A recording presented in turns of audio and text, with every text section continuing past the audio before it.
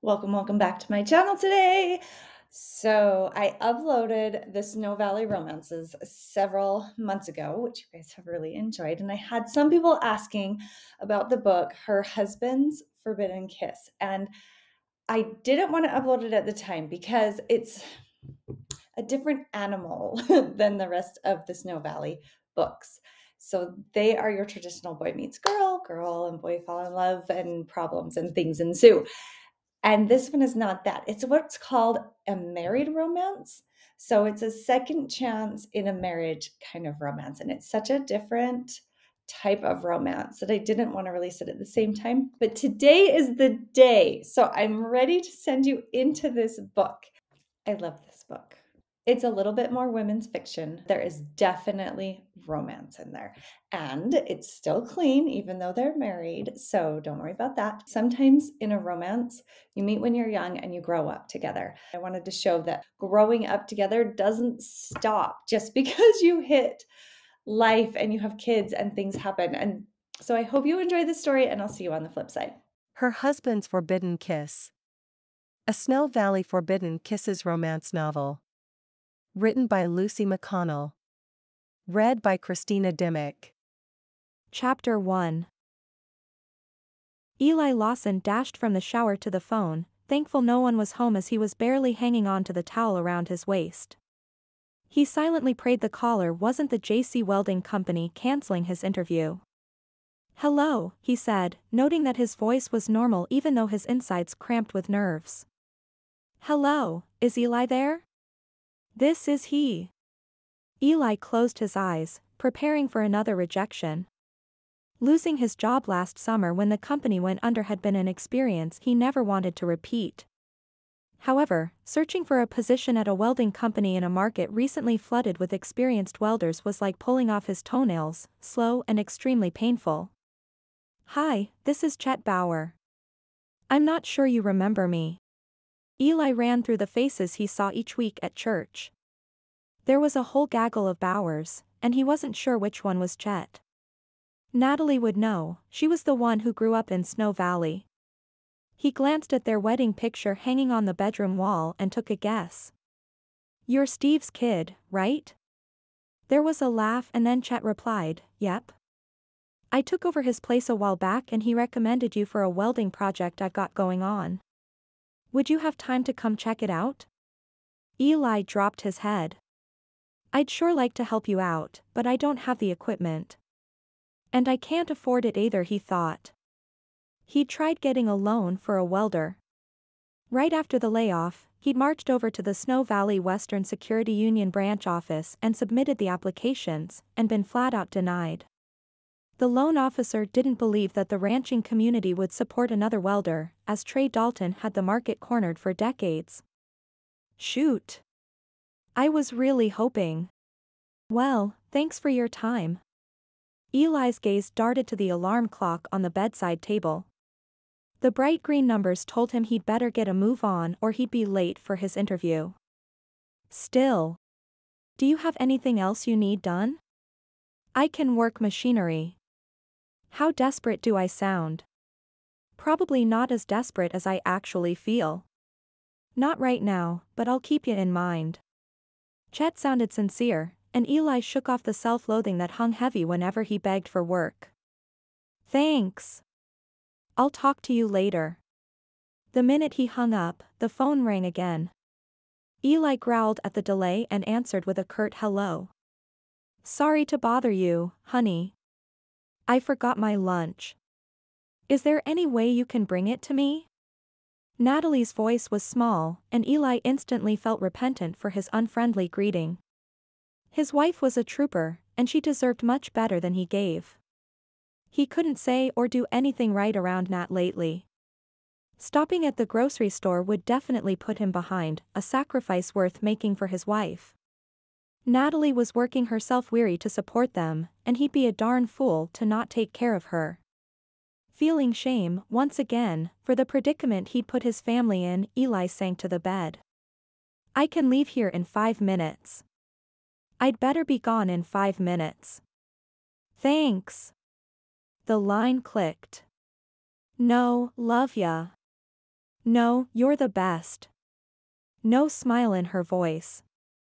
Eli hated himself for turning his vibrant wife into a stressed-out shell. He had to get this job. Not only was the new company offering competitive wages, they also had health insurance.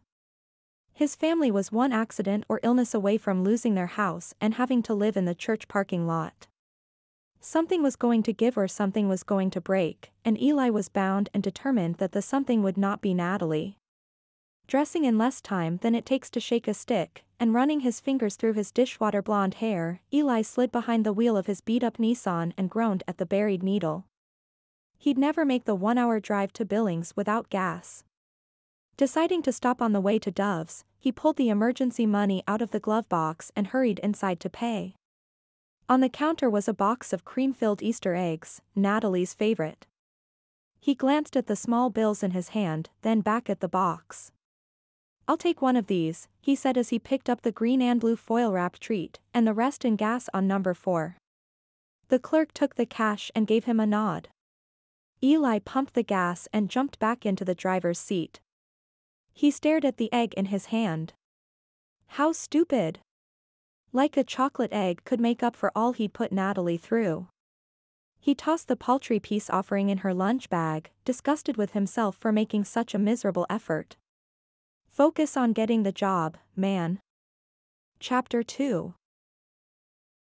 Natalie looked up from the scanner to see her husband stroll through the automatic doors, and her breath caught at the sight of his freshly shaven chin. His jawline was the first thing that she'd noticed all those years ago, long before he put a ring on her finger, and she could feel his skin against her palm.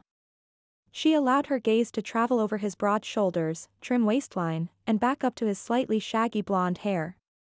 My, he was a fine-looking man in a pair of dress slacks and a button-up shirt, and Natalie caught herself staring. It wasn't until he drew closer that she noticed the scowl on his face. No matter how Eli made her insides quiver, she needed to keep her emotions in check. There was no use getting her motor running when Eli hadn't gone for a drive in months. "You look nice," she ventured. Eli thrust her insulated lunch bag into her hands. "I'm late for an interview." He started backing away. "You didn't say you had an interview," blurted Natalie, hating the sharpness in her voice. Since when did she become so accusatory? Over the last few months, Eli had become the strong and silent type. Their late-night pillow talks had gone the way of the dodo, and Natalie missed them, craved them even. Craved him. His physical strength was all still there, every glorious muscle, she couldn't help noticing. But his other kind of strength, the deep down in his gut kind, had taken a hard hit. One of the blows had come from Natalie, and to this day she regretted her mini tantrum.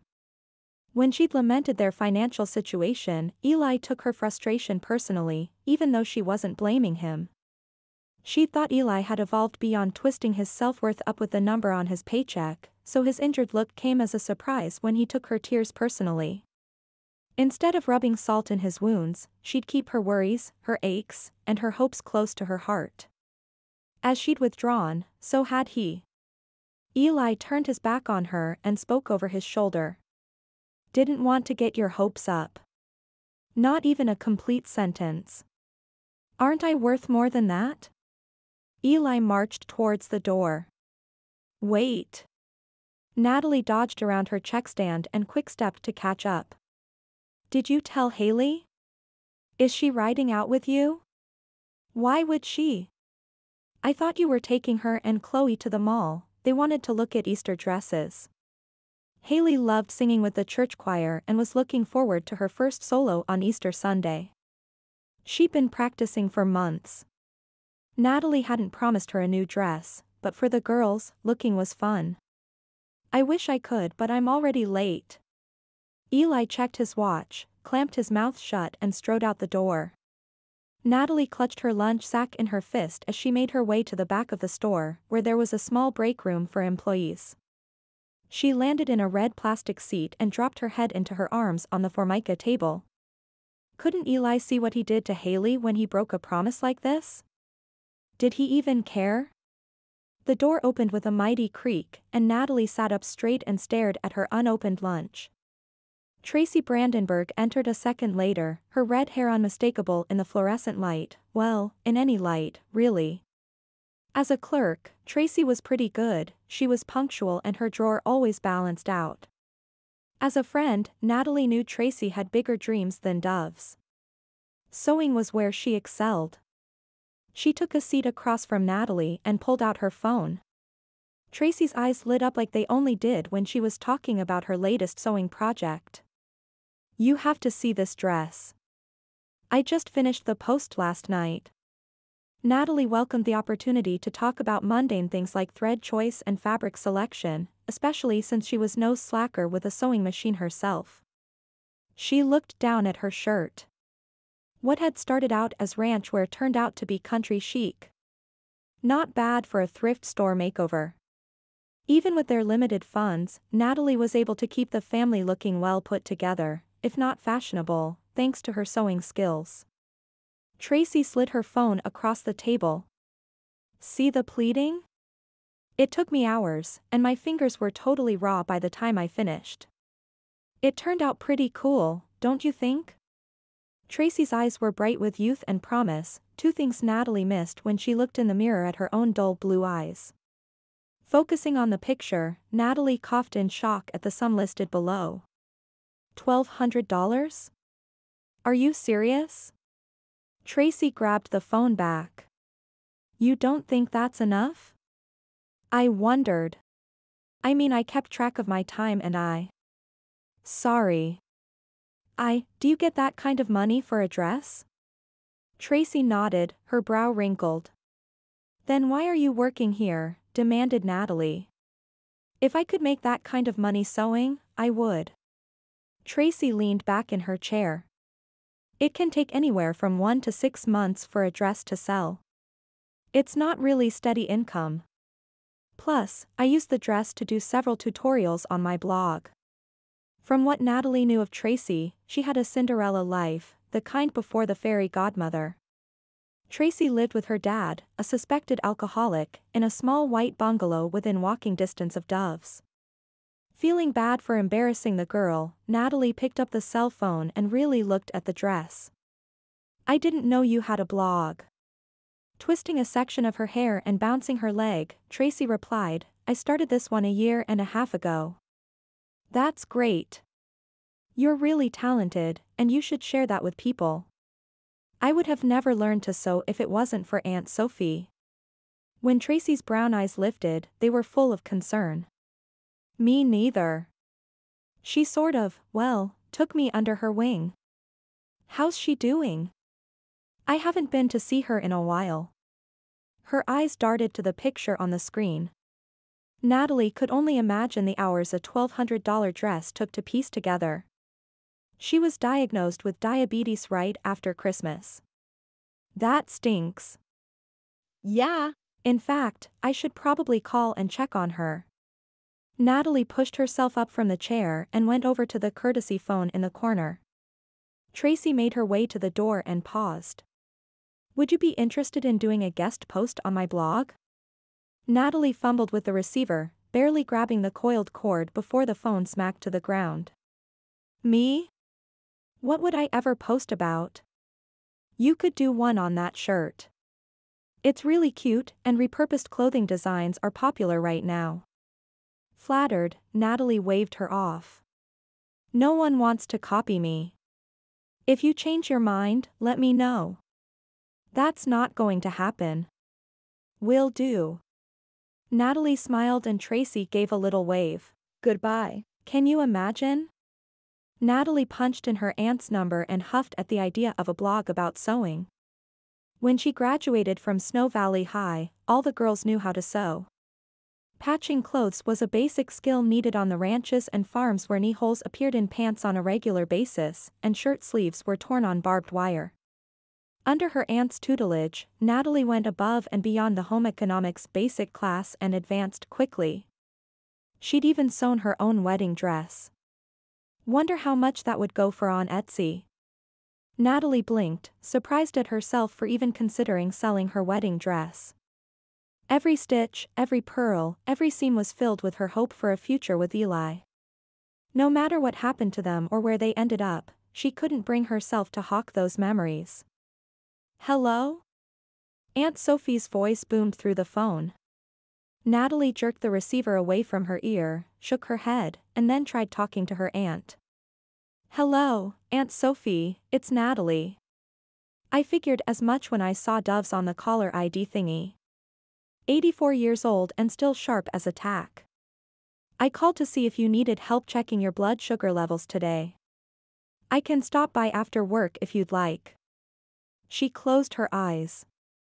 Sometime today she'd have to find time to take Haley to the mall. The gas money was an issue. She could eat ramen noodles for a week if needed.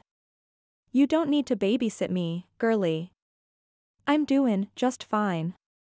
Relieved to have one less item on her task list, Natalie hoped it was true. "Okay, call me if you need anything. Ryan should stop by today for a while." "Send them anytime." Natalie suppressed her smile. The only way she'd gotten Aunt Sophie to accept having teenagers check on her was to convince her that she was doing Natalie a favor by keeping an eye on them while she worked. "You're too good to us, Aunt Sophomore. You do for family." "I gotta go, the wheel is on. Thanks for calling." Bye. Natalie replaced the receiver in the cradle. Aunt Sophie hated pricking her finger. The first time she'd done it by herself, under Natalie's watchful eye, was the only time Natalie had heard the stalwart Christian woman swear. Putting off the task or checking less often than she should would be just like Aunt Sophie, so someone in the family regularly stopped in to help. Aunt Sophie lived a few blocks down from the high school, so Ryan and Haley made a point of seeing her a couple times a week. Seriously, she had great kids. Glancing at the clock, Natalie groaned. She had 5 minutes to eat and get back to her register. As the shift manager, she needed to set a good example. Opening her lunch sack, she dug around for her peanut butter sandwich, but her fingers closed over something smooth and round instead. Natalie pulled her hand out of the bag and stared at the chocolate cream egg. "I didn't pack this." "Eli?" Had Eli bought this egg and put it in her lunch? He knew they were her favorite. Then why was he so ornery when he came by? Did he think he could treat her like not a doormat? She didn't feel like he walked over her, more like, he looked through her. So, she'd become a window. If he was passionate or excited about anything, she could take his disinterest personally. However, she wasn't the only person or part of life Eli couldn't see lately. The kids, the little projects around the house that he normally took in hand, and life in general were all transparent. He hadn't even signed up to play co-ed softball this spring, and he'd announced he wouldn't be playing in the flag football game either. She unwrapped the candy and took a bite, enjoying the sweet cream center and the slow-melting chocolate. The egg left her perplexed. She didn't know if the treat was an apology, a peace offering, or a parting gift. There was no way for her to know where Eli's head was, because he didn't talk to her. The egg did, however, prove one thing: Natalie was a sucker for Easter candy. Chapter 3. Later that afternoon, Eli took the state road into Snow Valley at 5 under the speed limit. The sun blinding off the melting snow did nothing to soften the grumpiness he had burrowed himself into. What a waste of a day. He'd driven over an hour, had a third interview with the president of the company, and got a call on the way home informing him that he'd been one of their top 3 picks. In the end, they'd decided to go with someone else. He'd stared at the cheap, pay-per-use phone they'd picked up so potential employers could reach him at all times, wondering if Dave, his interviewer, really believed that telling him he came in third was some kind of consolation. Third place didn't pay the bills. Third place was as bad as 10th or 20th place. In no way did Eli feel cool or satisfied with third place. Third place sucked. The worst part of his day was yet to come. The worst was having to face Natalie. She'd look at him with guarded enthusiasm and hold her breath in that adorable way she had, and he'd have to deliver a blow once again. He pounded the steering wheel. Whoever said life was fair was a dirt bag. What really irked him, though, was God. Eli grew up going to church. Last he checked, he kept the commandments. Thou shalt not kill. Check. Thou shalt not worship false gods. Check.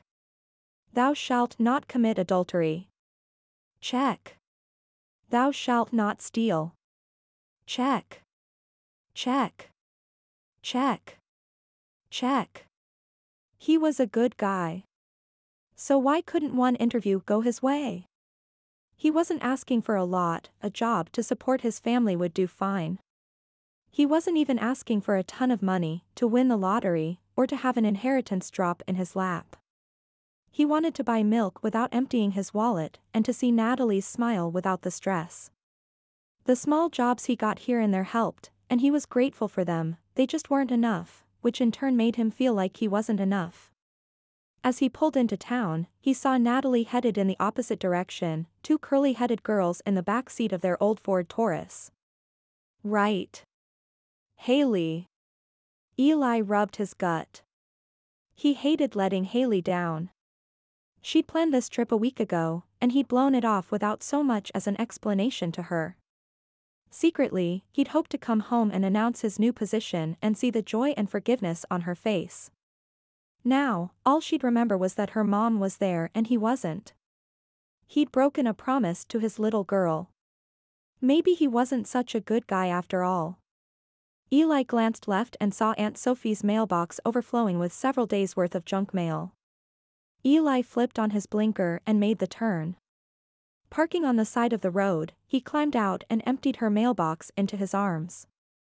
Aunt Sophie's neighbor and Snow Valley legend, Buster Wright, waved from across the street. He had on army green pants, a red flannel shirt, and yellow suspenders sporting tape measure marks. Atop his head was a fur-lined duck hunting cap complete with flaps.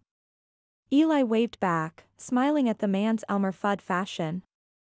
Natalie insisted Buster was a harmless guy, full of quirks, and she had no trouble letting the kids follow him around when they were younger. Eli found it best to be on good terms with a guy who owned a working World War II cannon, which he fired regularly. Still, Buster was one of Aunt Sophie's good friends, and he shoveled her walk every winter. The 3 concrete steps leading up to Aunt Sophie's front door weren't hard for him to manage.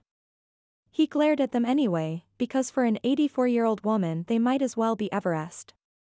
He and Ryan would build her a new set if Aunt Sophie could afford the supplies. Looking up at the beautiful blue Montana sky, Eli decided to hold off.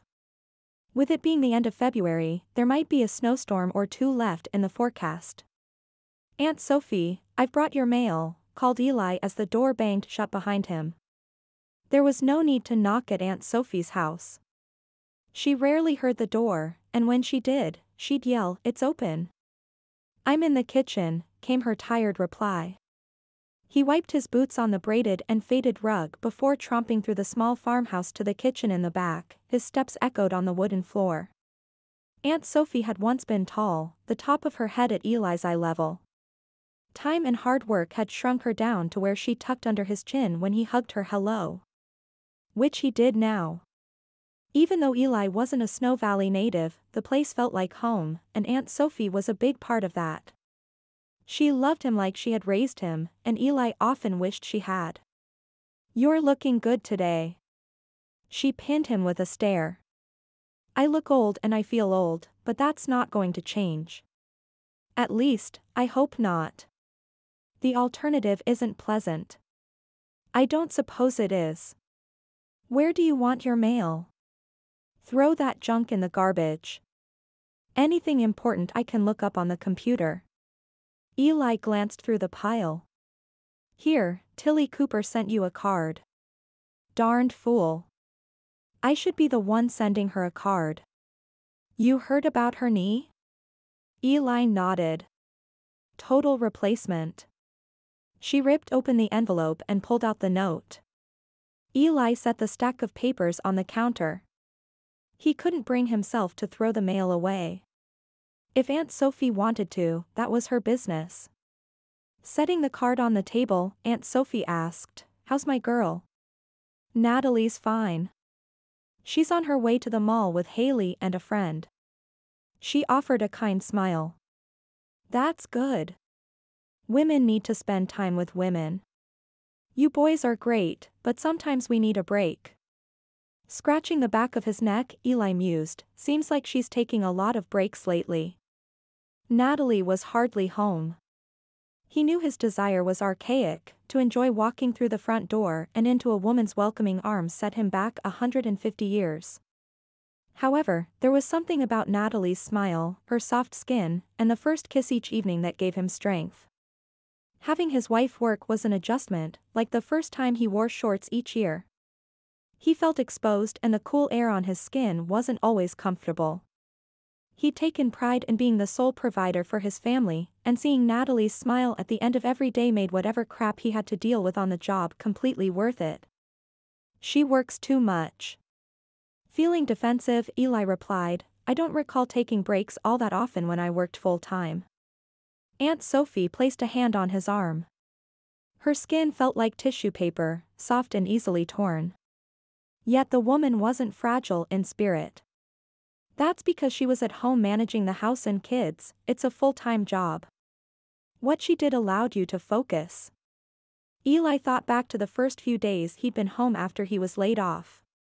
He was shocked at how many times he had to wipe off the kitchen counter during the course of the day to stay ahead of the crumbs.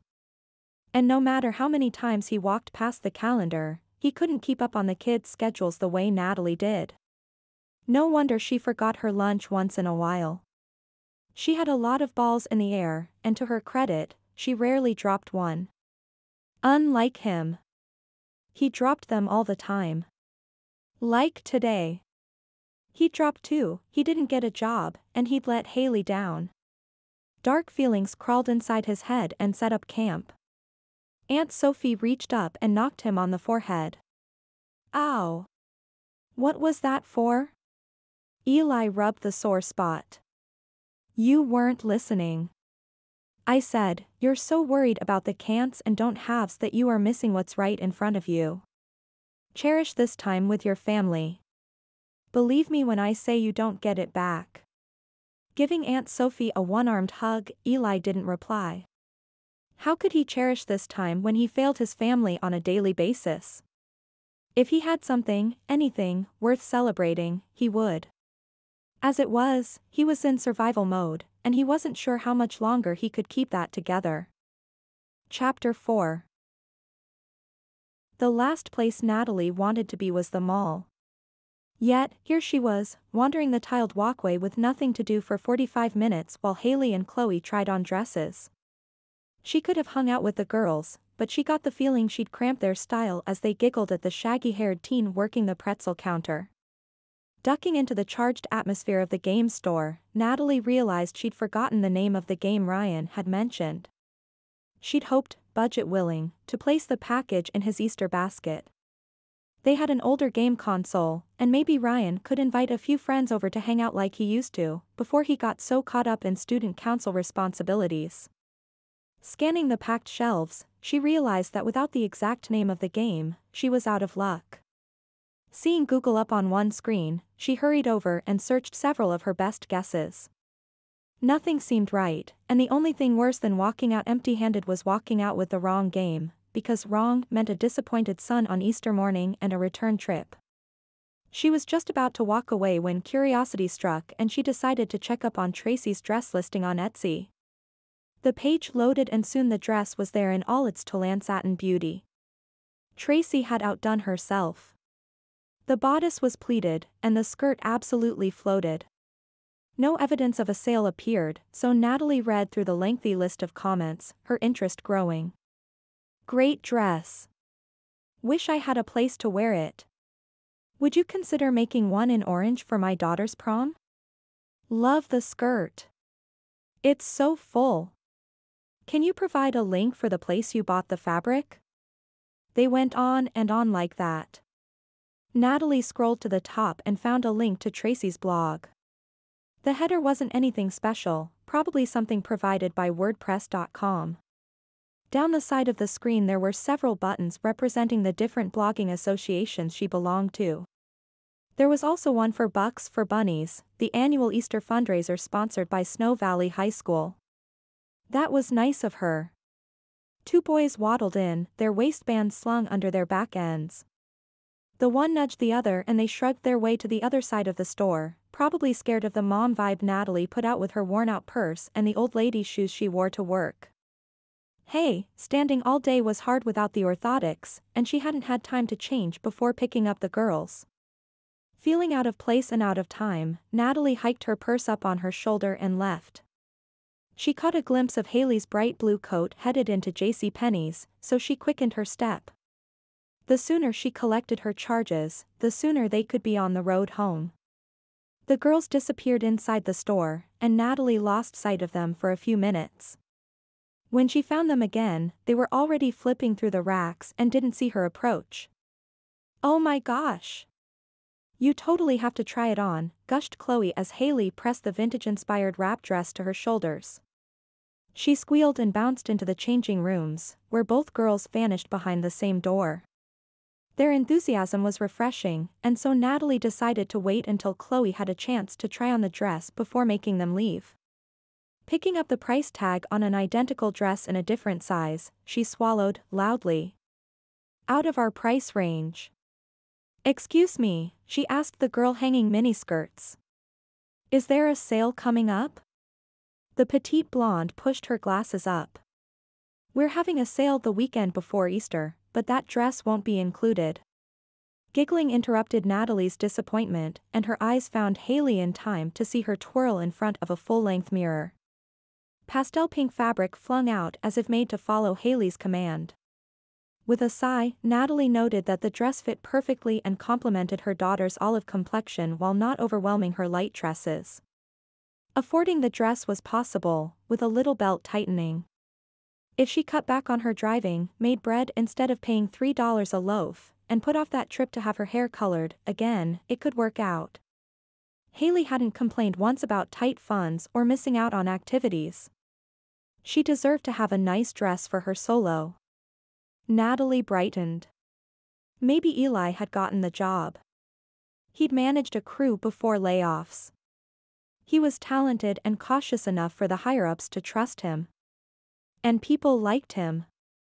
When he wasn't in an unemployed funk, he was a fun guy to be around.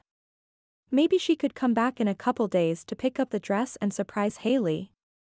She waited until the girls emerged from the dressing room before telling them it was time to go. Haley had left the dress with the attendant and had no idea Natalie had seen her spin while wearing the garment. Natalie grinned. Easter was going to be great. The Montana sun had long since tucked itself behind the mountains when Natalie and Haley pulled into the driveway of their Rambler. In the darkness, patches of grass looked like shadows, half-melted snow like forgotten holiday decorations. The lights were off in the house, and a faint blue glow from the television flickered through the front window. Natalie sucked in a breath. This wasn't a good sign. Natalie suppressed a groan. She'd stood on the rug of hope and let the soft tickle against her bare feet entice her into daydreaming. Daydreaming led to making plans and morphed into a sense of the world leveling out. Until the rug was yanked out from under her and her daydreams, plans, and lightness clattered to the floor. Hope was a rug with a vengeance. Natalie shook her head sadly as she followed Haley into the house, where they were met with a cloud of melancholy and the distressing sight of Eli slouched into the couch cushions. Haley paused mid-step. "I'm tired. I think I'll go to bed." She pressed a quick kiss to Natalie's cheek and then scuttled down the hallway. Natalie's instinct was to follow her daughter. She resisted. After all, if she didn't try in this marriage, what would happen to her and Eli? Slowly pulling her arms out of the sleeves of her coat, Natalie wondered what she could say that she hadn't said before. Her heart ached for the disappointments Eli faced, for his lack of confidence. He was a strong man. When they were first married, she thought he could conquer the world, and he had, well, their world. He'd risen quickly through the ranks and into management, and he walked tall with his shoulders out. He was strikingly handsome. Now. Hey. Natalie sat next to him on the couch, her arm resting on the back and her head resting on her hand. How'd it go? Eli didn't turn, blink, or mute the TV. Like crap. Natalie dropped her hand. People could be so cruel. Couldn't they see that Eli needed building up, not tearing down? What did they say? Nothing I haven't heard before. We think you're great. Impressive. Resume. We're giving the job to someone older, with more experience, with more education, with more training, smarter, younger, thinner, fatter. He jammed his fingers through his hair. No matter what, I'm not good enough. He leaned over with his elbows on his knees and hung his head. Natalie's eyes stung, and she blinked as 2 hot tears slid down her cheeks. He'd smoldered here for hours and her question was like a poker in a set of coals. You're more than good enough, Eli. I wish they could see the greatness inside of you. He sagged back on the sofa. I don't care about that. I just want a job. I know. Natalie leaned her cheek against his shoulder. Eli didn't soften under her touch, so she ran her fingers up and down his muscular forearm. It'll come. He grunted in response. Encouraged that he hadn't pulled away from her touch, she made little circles, moving up to his bicep and admiring his strength. Eli's arms had held her during the good times and the bad. They'd encircled her with safety and love so many times she'd lost count. Perhaps her turn had come to provide that for Eli. If she could wrap him up in her love, maybe the unconditional acceptance would provide a cushion against the blows he continually took for their family. Is Ryan home? She asked. He crashed a while ago. Good. Why don't we head to bed too? Eli turned to look at her, really look at her, and she saw a spark she hadn't seen in some time. He brushed his finger across her cheek before pulling her body close. Natalie melted into him, enjoying the closeness, the familiarity of being in his arms. Surprised at the thrill that accompanied his touch, a flip-flop in her belly that hadn't happened in a while, she took a leap and placed a kiss in the sensitive spot below his ear. Eli jerked his shoulder up as though she'd electrocuted him. He knocked her jaw, and Natalie's teeth clanged together. Ow. She brought her hand up to probe her face. Eli scowled, rubbing at the spot she'd kissed. The spark was gone and he'd sunk back into his melancholy. His change in mood happened so fast, Natalie wondered if she'd imagined the mutual feelings of attraction. No, he'd pulled her in. Confused at his sudden switch, and with her ears burning, Natalie scooted to the side of the couch. So much for romance. She opened and closed her mouth to check for pain and found none, except for the bruise on her ego. Eli's eyes flicked to her hand on her cheek. You okay? He asked. I'll be fine. As long as no one knows I got injured trying to seduce my husband. Are you coming to bed? In a while. Natalie sighed long and loud. Eli would probably fall asleep on the couch in his clothes, like he had every other night for the last 3 months. She wrapped her arms around herself and headed down the hallway to her bedroom. She paused at the foot of the bed, hating that it had become her bedroom and not their bedroom. She melted to her knees as the loneliness sank into her bones. Eli wasn't a perfect man, but he had been her man, and she loved him with everything inside of her. Love had to go both ways, didn't it? While some women might think an unrequited love was romantic, Natalie knew one-sided love was deserted and cold. She missed Eli, her Eli, more with every passing day. During the long hours of the night, she missed his touch, his kisses. No one could kiss like Eli. The thought of his lips on hers sent a thrill up her arms and through her tummy. Was she pathetic for craving a man she couldn't have? Maybe. But she was powerless to do anything about her feelings. The man who melted her reserves, who made her feel safe, who delighted her, couldn't be gone. If he were, Natalie would have to mourn him and find some way to move on. As long as there was still a glimmer of the old Eli in that lump on the couch, she would hold on. Chapter 5. Eli sipped his Pepsi while he waited for the computer to boot up. The kids said the download speed was too slow and they rarely used it for more than basic homework assignments. Since this was all they had, Eli was fine biding his time as the circle spun around and around on the screen. Besides, he didn't have anywhere he needed to be. He rubbed the spot on his neck where Natalie had kissed him last night. The skin still tingled. Her lips had shot right to his heart and jerked him out of the stupor he'd so easily slipped into when he got home. Being with Natalie was like coming home and finding something unique and new in every moment. Eli hadn't meant to hurt her, though he was grateful he hadn't taken more from her. He wasn't worthy of her loving. He would earn her affection before he would take it. He had to, or he was going to wither away, like he almost had last night.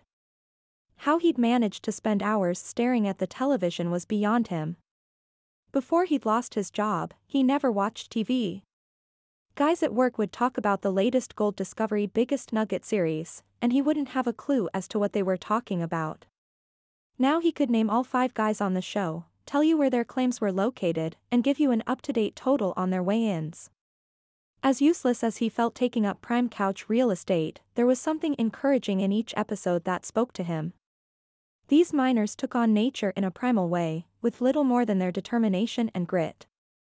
Yes, they failed, but they always came back the next week to push on, and they succeeded or failed on their own. The computer dinged, and Eli typed in his password. He did a quick search for second-hand welding equipment. If he could get a welder and plasma cutter for cheap, he could take that job Chet called about. That job could lead to more and be something worthwhile. He would be something again. Then, maybe, when Natalie looked at him the way she had last night, he'd be able to take her up on that unspoken offer. MontanaSubHerads.com didn't have anything, and neither did Oodle.com. Pushing away from the desk, Eli decided to get outside and check the mail. He waved at Paul as he walked around the block. Eli kept his head down to discourage the guy from starting up a conversation. The last one had cost Eli a good 45 minutes. On his way back in, he shuffled through the envelopes. Bill. Credit card offer. He snorted. If they only knew what a bad investment he was, they'd stop wasting their money sending those stupid letters. Of course, the interest rate they offered was outlandish, so they were probably aware of his financial state. Great, the whole world knew he was a loser. At the bottom of the stack were 8 envelopes addressed to the Lawson family. Once inside, Eli tore one open, his curiosity getting the better of him. A $10 bill fell onto the kitchen counter. Confused, Eli pulled out the card. Hope you have a happy Easter. Love, the Hopes? What the? Who were the Hopes? Eli opened another one and found another $10 bill. Things will get better soon. Trust in the Lord. Love, Alice. Alice? Eli set the note on the counter and stared at the image of the Savior on the front. He didn't know anyone named Alice, and as far as he knew, neither did Natalie. Why would strangers send them money? He eyed the other envelopes wearily, the pit in his gut churning with mortification. Had his life come to this? To relying on strangers to meet the basic needs of food, shelter, and clothing? Gripping the edge of the table, Eli fought against the feeling of sinking in quicksand. He wanted to scream out to the world, to God, "What more can you ask?" but was afraid of the answer. The one answer he did want was to know where the envelopes had come from and who had broadcast his failures to strangers. Natalie's feet throbbed. Today had been one of those days where she believed her guardian angel had fallen asleep on the job. A register went completely bonkers in the middle of a 2-cart checkout. Figuring out the issue took her 35 minutes, and fixing the problem took another 20. The Addams twins had knocked over the St. Patrick's Day display located inside the front doors. Their mom was apologetic and embarrassed, like she always was when her kids were mischievous. What she would do when those boys were teenagers, Natalie did not know. As she'd finished res-tacking the display, Buster ran into her from behind with a grocery cart. Why carts were designed so they had a bar that could take out a girl's Achilles tendon were beyond her. Buster had apologized, but that didn't take away the limp she had for the rest of her shift. To top that off, Joyce had come in and hounded her about going to this new spa she'd found in Billings. Making her way into the kitchen, hoping there was a mug's worth of hot chocolate left over from the holidays, she almost missed Eli sitting at the table, the mail strewn about in front of him. "What's all that?" She ducked into the fridge and pulled out the milk. "I was hoping you could tell me." Setting the milk on the counter, she crossed the room. Eli handed her a stack of cards. "These came in the mail." Natalie flipped open the top one and read the handwritten note quickly. "Alice who?" she asked. Leaning back, Eli held up his hands. "I don't know. There's a note and $10 in each one." Natalie slid into the seat across from him as she read the second and third cards. They each had handwritten notes of encouragement. "Did you sign us up for a charity?" asked Eli, his voice hard. "No." Natalie moved to the next card. This one was much longer and had a personal story from Jessica about a time she was out of work and needed help. She ended with, "It will get better, hang in there." "That was nice," said Natalie as she refolded the paper. "There was this Easter dress." "I'm not taking their pity money," declared Eli. Natalie's stomach twisted. She had no desire to take away more of Eli's pride. On the other hand, the money would pay for Haley's dress and Natalie wouldn't have to get up at 4:30 to make bread for the next month. Her husband's pride, or her daughter's dress? She wanted to scream because she had to choose. "It's not pity money. Read the cards. These people understand what we're going through and want to help. That's empathy, and that only comes from the goodness in people's hearts." "Not happening." Eli folded his arms. Wanting to spark Eli's softer side, she asked, "You love giving to the food bank, and there was that year you were in charge of the annual coat drive at work. What changed?" "I don't mind giving charity, it's taking it that bugs me." "Why?" "If we need it." Eli leaned forward. "I'm not supposed to need it. Accepting charity is for those who can't support themselves, and I can. I have 2 willing hands, an able body, and a sound mind. I shouldn't have to ask someone else to pay my bills." Natalie kept her voice steady despite her desire to yell. She pushed aside her snide remark about his version of a sound mind and focused on the issue of the envelopes. "You didn't ask. They volunteered."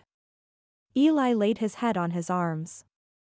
Natalie reached out to run her fingers through his hair, her hand stalling an inch away, remembering his reaction to her touch the night before. No dress was worth the price Eli paid. She hated seeing him stripped down to this. "This shadow." "We'll send it back," she whispered. "We can't." Eli's voice echoed hollowly against the tabletop. "There are no return addresses and no last names." Natalie checked a postmark. "This one is from Utah." She flipped over another envelope. "Arizona, Arizona, Michigan. How is this even possible?" "I don't know, but I don't want it." Natalie studied the table.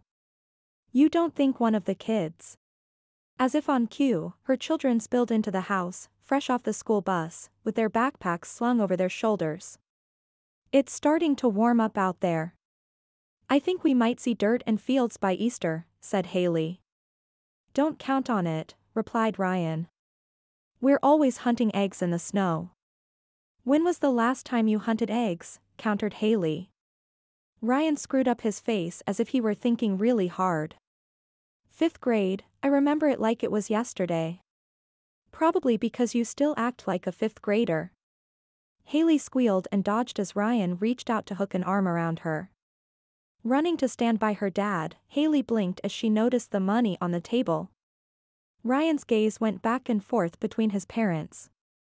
"What's up?" he asked. Eli glanced at Natalie before saying, "Did either of you say anything on Facebook or Twitter about money being tight around here?"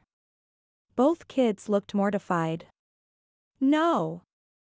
Eli shook his head. Natalie picked up the conversation. We got these cards in the mail from all over the country, and they each had money in them. We wondered if maybe either of you had put our situation out there. Haven't said, or typed, a word, said Ryan, holding up his right hand like a scout. Me neither. Haley pulled out a chair and sat down. She'd left this morning with her hair in a braid that wrapped around her head, and this afternoon her tresses fell in soft waves across her shoulders. Natalie couldn't help but see the adorable little girl in the young woman sitting across from her. She'd be driving soon. And Ryan? Ryan was headed to college next year.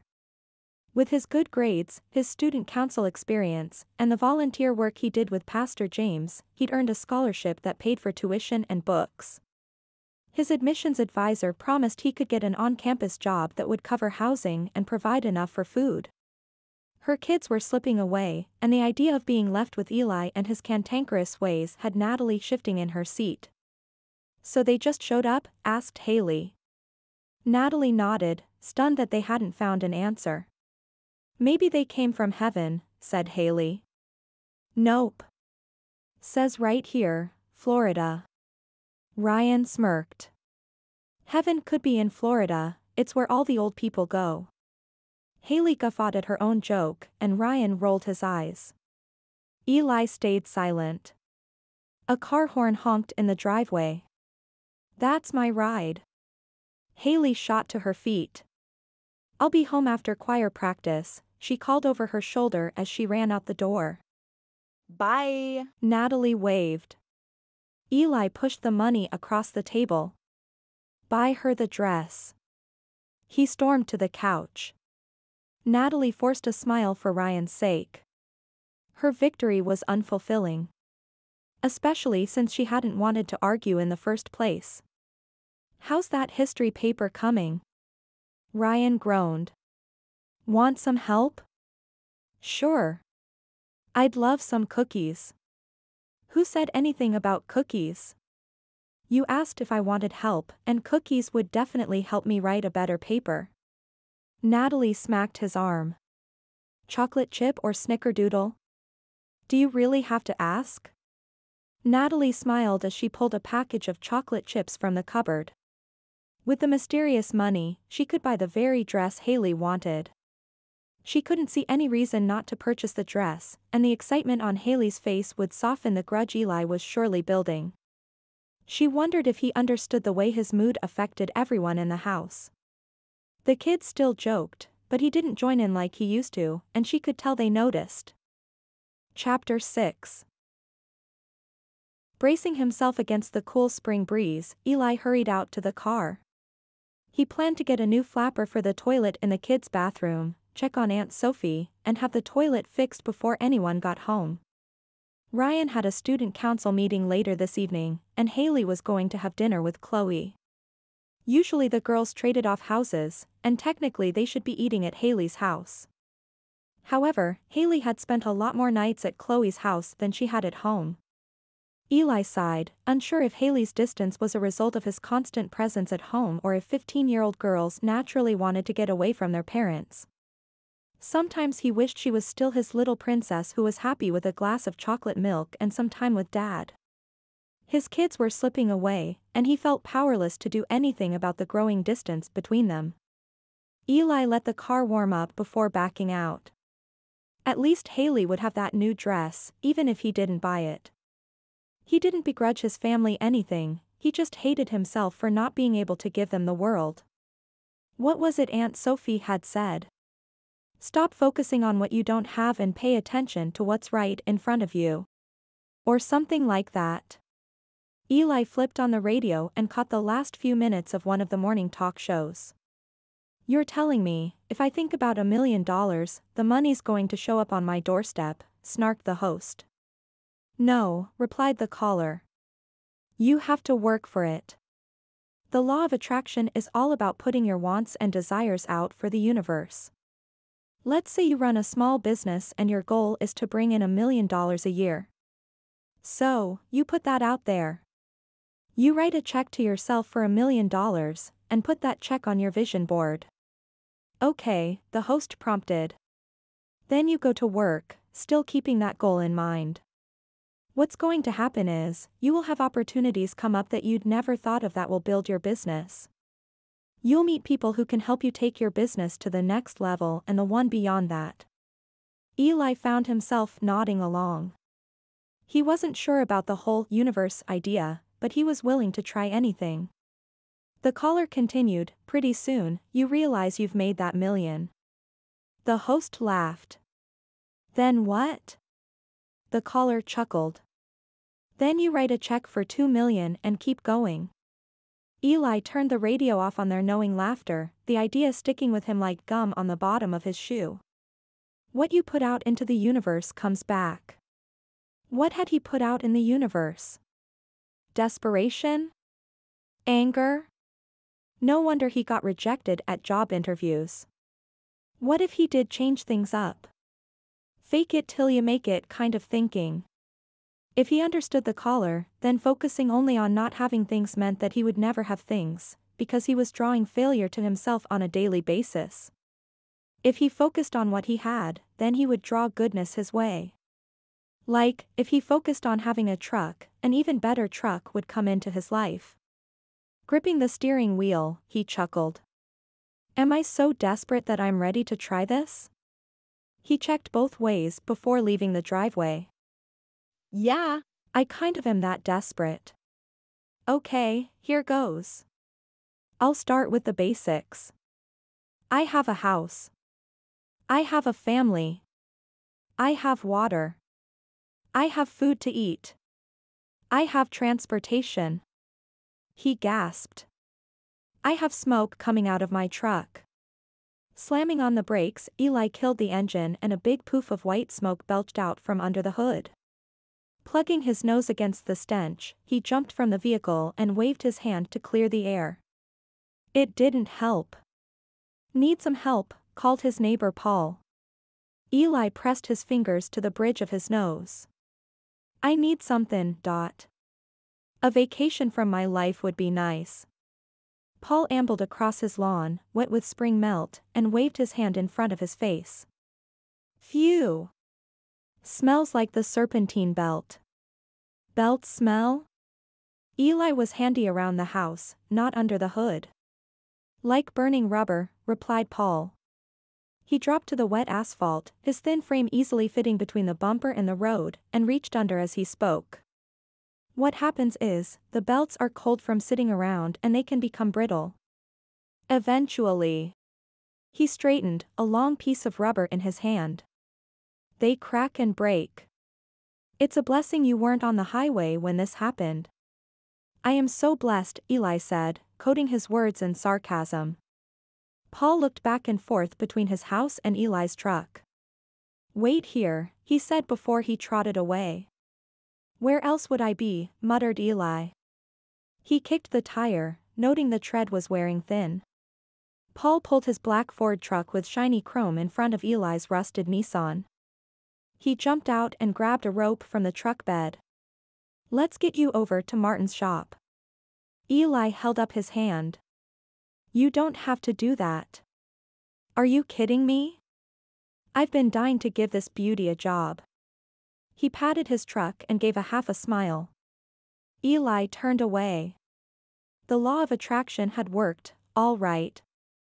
He had attracted a beautiful truck, with shiny chrome and tricked-out tires, into his life, right in time to tow him to the repair shop. What a joke. Why do I keep trying? When he turned back, Paul was under his vehicle, hooking a rope to his axle. His hat was on the road, and when he scooted out, Eli noticed there wasn't as much hair on Paul as there used to be. Paul picked up his hat, knocked it against his thigh to get rid of the moisture, and smashed it onto his head. He pointed at Eli. Don't run into the back of me. Eli moistened his suddenly dry lips. Paying to fix his truck was going to cost enough, he had no desire to fix a dent in Paul's, too. I'll be careful. They arrived at Martin and Son garage without incident. The two-bay garage had been around longer than the current Martin in charge. The cinderblock walls were stained with grease, snow melt, and exhaust fumes. At one time, Martin Sr. had added a chrome coating to the office area and a 2-chair waiting room, a coating that had enough scuffs and dents to testify of chrome's durability. Eli flopped into a navy plastic chair while Martin assessed the damage. The blue and white linoleum floor stretched out before him like a giant checkerboard. The whole place smelled like oil and dirt. Eli stared at the blank television screen, not even bothering to turn on a lame daytime talk show. Martin took a half hour to dig around under the hood. He came in, wiping his stained hands on an even dirtier rag. Paul was right. The serpentine belt is gone. Unfortunately, when it came off it caused some damage to the fan, and that will need to be replaced too. What are we looking at? Eli braced himself. Martin scratched his scruffy chin.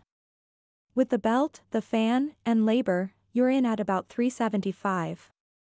Eli cursed. Martin continued, unfazed. He's probably heard worse. It'll take at least a day to get the fan in. Shaking his head, Eli stared at his shoes, unable to look the guy in the eyes. Here was a man who had made something of himself. Even if he had inherited the garage, he'd not only kept the business running, he'd continued the family tradition of honest service. Eli couldn't hold a candle to what this guy had accomplished in his life. Considering his options, Eli squeezed his fingers into a fist. They didn't have savings, and they'd already put too much on the credit card for Christmas. Don't rush. I'll need some time to come up with the money. Eli had no idea where they were going to find almost $400. He thought of the Easter money, the $80 that had magically, or miraculously, according to Haley, appeared in their mailbox. The mysterious cash would make a dent in the bill. A small dent. He hated admitting that because of those envelopes, they were closer to getting the truck fixed than if they hadn't come. Still, he couldn't bring himself to feel thankful when each dollar was a reminder of his failures. Sounds good. Let me get your number and I'll call you when it comes in. Eli gave him the information and shuffled out the door. Need a ride? Asked Paul through the open window of his shiny truck. He must have waited for Eli.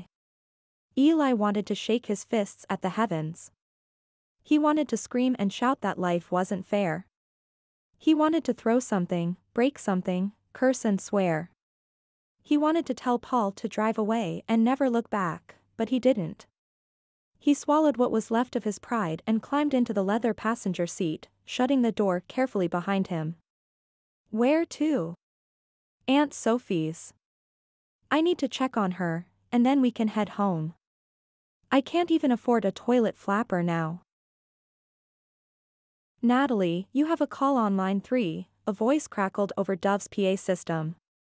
Natalie brushed her hands on her apron and headed toward the back room, wondering what was so urgent it couldn't wait until she got home. The break room was full. Tracy sat at one table with her friend Missy, their heads bent over Tracy's phone and several stock boys at another. The boys were playing some game on their phones and nudged one another when she came in like they were worried she'd be upset. As long as they were on break, they could play whatever they wanted. She smiled at them before picking up the phone and pushing the button for line 3. Hello? Hi. Eli's voice was so low Natalie had to put her hand over her other ear to block out the kids in the corner. My truck's in the shop, he said. What? Why? Natalie prayed Eli was okay. Eli would easily minimize personal injuries and focus on the state of the vehicle. Because it broke down, came his short reply. Drawing in a deep breath through her nose, Natalie held the air and her frustration in check before asking, what, exactly, is wrong with the truck? The belt broke and hit the fan on the way down. They both need to be replaced. It's just life. People deal with car repairs all the time. How much? She probably should have asked if he was okay, first. She was so tired of the fight to get him to communicate. Tired of trying to pry words out of him he didn't want to give. She asked for nothing more than she ultimately needed to get on with her day. Struck by the sorry state of her marriage, tears built, and Natalie turned her back on the room. More than we have. Since we have nothing, that doesn't tell me much. Why does he have to make it so hard? There was a sharp intake of breath before Eli replied, 375. Natalie bit her lip. We have the 80 from the letters. Already thought of that, it's a drop in the bucket. A drop more than we had the day before. And this means I'm not going dress shopping. Her heart sank. Why buying this dress for her daughter meant so much for her, she couldn't say. Perhaps her disappointment was because she, too, missed the days when she could spoil her kids. Only, back then, buying Oreos or Easter clothes didn't feel like spoiling them. They had food, clothing, shelter, and love. But they couldn't go to the movies with friends or buy shakes at Big C's for family night. And then there was the car they'd had to sell. Ryan was supposed to take the Taurus to college, and they were going to buy a new one for Haley. Neither of them had transportation, and while her head knew a third car was an extra, her heart hurt at taking something away. She didn't say any of that to Eli. Aunt Sophie once told her that the secret to a happy marriage was knowing your spouse well enough that you knew what to say that would hurt them the most, and making the choice to never say those words. No matter how snappy Eli got, Natalie couldn't blame him for all this. There wasn't really any blame to go around. Trucks break. Companies close. People lose good jobs. Things like this happen in life. She didn't take random happenings personally, yet Eli took everything personally. I have to get back to work. We'll figure things out.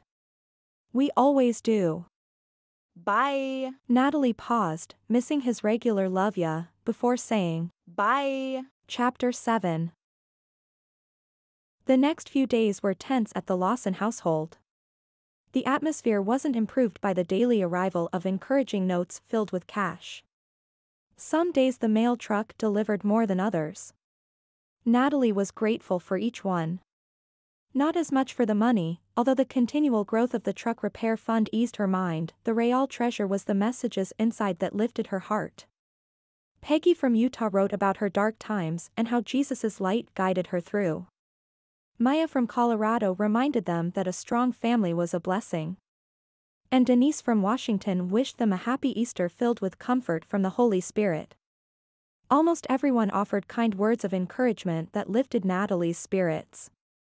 Knowing that people cared about her and her family, even if they were strangers, lifted her downtrodden heart. Heaven knows, no one in Snow Valley knew how bad things really were. Eli would have a coronary if she submitted their names for Pastor James's prayer circle. Instead of heading right home after work, Natalie made her way to Aunt Sophie's. Since they were down to one vehicle, Natalie had to kill some time before she picked up Ryan from an after-school council meeting. The students were busy keeping up with the bucks for Bunny's donations and planning the senior dinner dance, which was still a couple months away. Buster, bundled up in all his Elmer Fudd gear, was coming out of the house when Natalie went in. Oh. He drew back in surprise when Natalie opened the door. Didn't see you there, Chipmunk. Natalie grinned. Buster gave everyone nicknames, and they stuck for life. Some were better than others. Natalie earned Chipmunk when she was a toddler with chubby cheeks. Hey, Buster, how's things? I could complain, but you probably don't have time for my list. Not sure where to go with that, Natalie said, okay. Well, it was good to see you. She patted him on the shoulder of his oversized coat. Buster let himself out, and Natalie called for Aunt Sophie. In here, darlin'. Aunt Sophie was in the family room, watching a rerun of Jeopardy! Who is Condor Man? She yelled at the TV. That is correct, answered the host. Woohoo, I'm on a roll. Aunt Sophie clapped her hands. Natalie settled into her uncle's old recliner, letting the weight of the last few days press her into the thin fabric. After a few minutes of staring off into space, Natalie noticed how quiet the room was, and that her aunt was staring at her instead of watching the now muted show. I'm sorry, did you say something? Aunt Sophie shook her head. I know that face, and I'm sorry. Confused, Natalie asked, for what? Let me tell you something. I was married to 3 different men. Natalie jerked back. You were married before Uncle Liam? She ran her hand protectively over the arm of the recliner. Nope. I only had 1 marriage, said Aunt Sophie with a twinkle in her eye. I don't understand. I married my sweetheart. Liam was a gentleman through and through, and he knew how to make my heart race. I loved that man enough to pledge my life to him. She cleared her throat. After we'd been married for a while, things got tough. Our livestock died off because of hoof-and-mouth disease, and we had to sell our ranch and move into town. Liam got work as a mechanic when people around here could afford him. Our purse was so empty, it echoed when you dropped in a nickel. Liam became bitter and depressed and a jerk. By the end of the year, I couldn't stand to be in the same room with him, let alone kiss the man. We spent 5 years in the same house hardly saying a word to one another. Natalie could relate. Not that she'd spent 5 years with a grizzly bear for a husband, but talking with Eli was so hard. Anytime she tried, he closed off and shut her out. What did you do? Oh, I tried everything I could think of, and then I tried things out of books and magazines. These days you'd search the internet. When none of that worked, I threw my hands in the air and told God Liam was all his, and good luck, because I was done.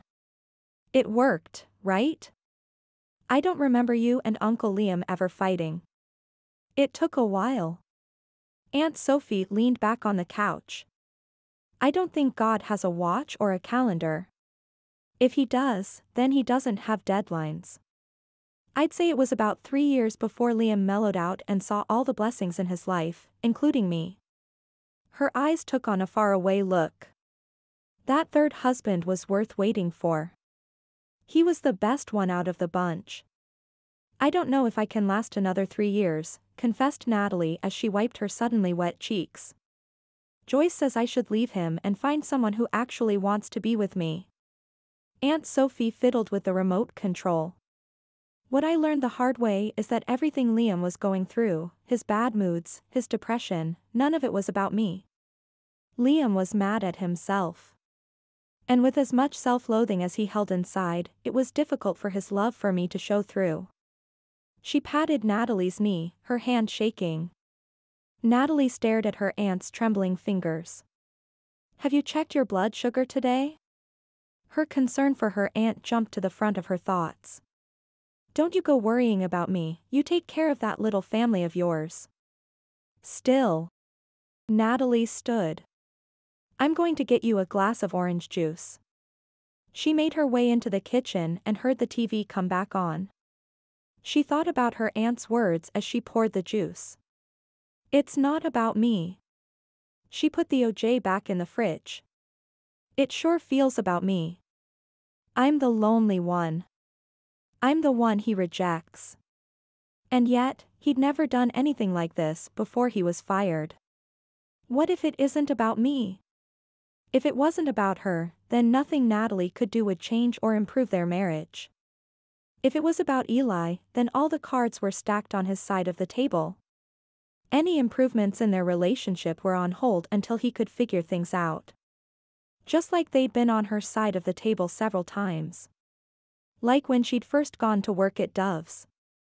She'd resented having to leave the lifestyle she'd grown accustomed to and find a way to feel accomplished and happy in her circumstances. And she wasn't all that great to live with while she acclimated to her new situation. Still, Eli had stayed. He didn't leave when she was crazy exhausted every night from taking care of 2 kids under the age of 3. And he stuck by her when she had her tubular pregnancy and following surgery. Those were dark times for her, and yet Eli was always there. So the question that followed Natalie back to the family room was, could or would Eli do the soul-searching necessary to evolve? If he was the man she believed him to be, then he would. If that man no longer existed, she had some tough decisions to make. Aunt Sophie sipped the juice and winked. The mischief twinkling in Aunt Sophie's eyes made Natalie wonder what else she'd been up to. By the way, did you send me and Eli some money? Aunt Sophie shook her head. Why? No reason. Natalie was too tired to worry about the envelopes and Eli and an Easter dress for Haley, which she was determined to have. By hook or by crook or by sewing needle. Sewing the dress had crossed her mind, but in many cases new material was just as expensive as buying a finished garment. What she needed was a dress she could alter. Maybe something a little retro with a flair for the dramatic. As dramatic as Aunt Sophie. Hey, do you still have that trunk of dresses? She asked. Aunt Sophie tipped her head. It's in the back room. Can I have one to make over for Haley? Easter is in 3 weeks and...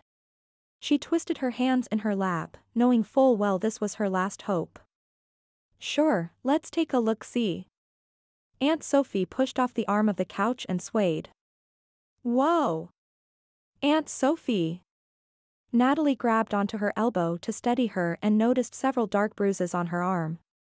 The older Aunt Sophie got, the more fragile she seemed. A bump against a doorknob could leave her hand black and blue. Hitting the table as she stood could lacerate the skin on her hip. Natalie loosened her grip on Aunt Sophie, hoping she hadn't left behind a mark. Got up too fast. Aunt Sophie put her hand to her forehead.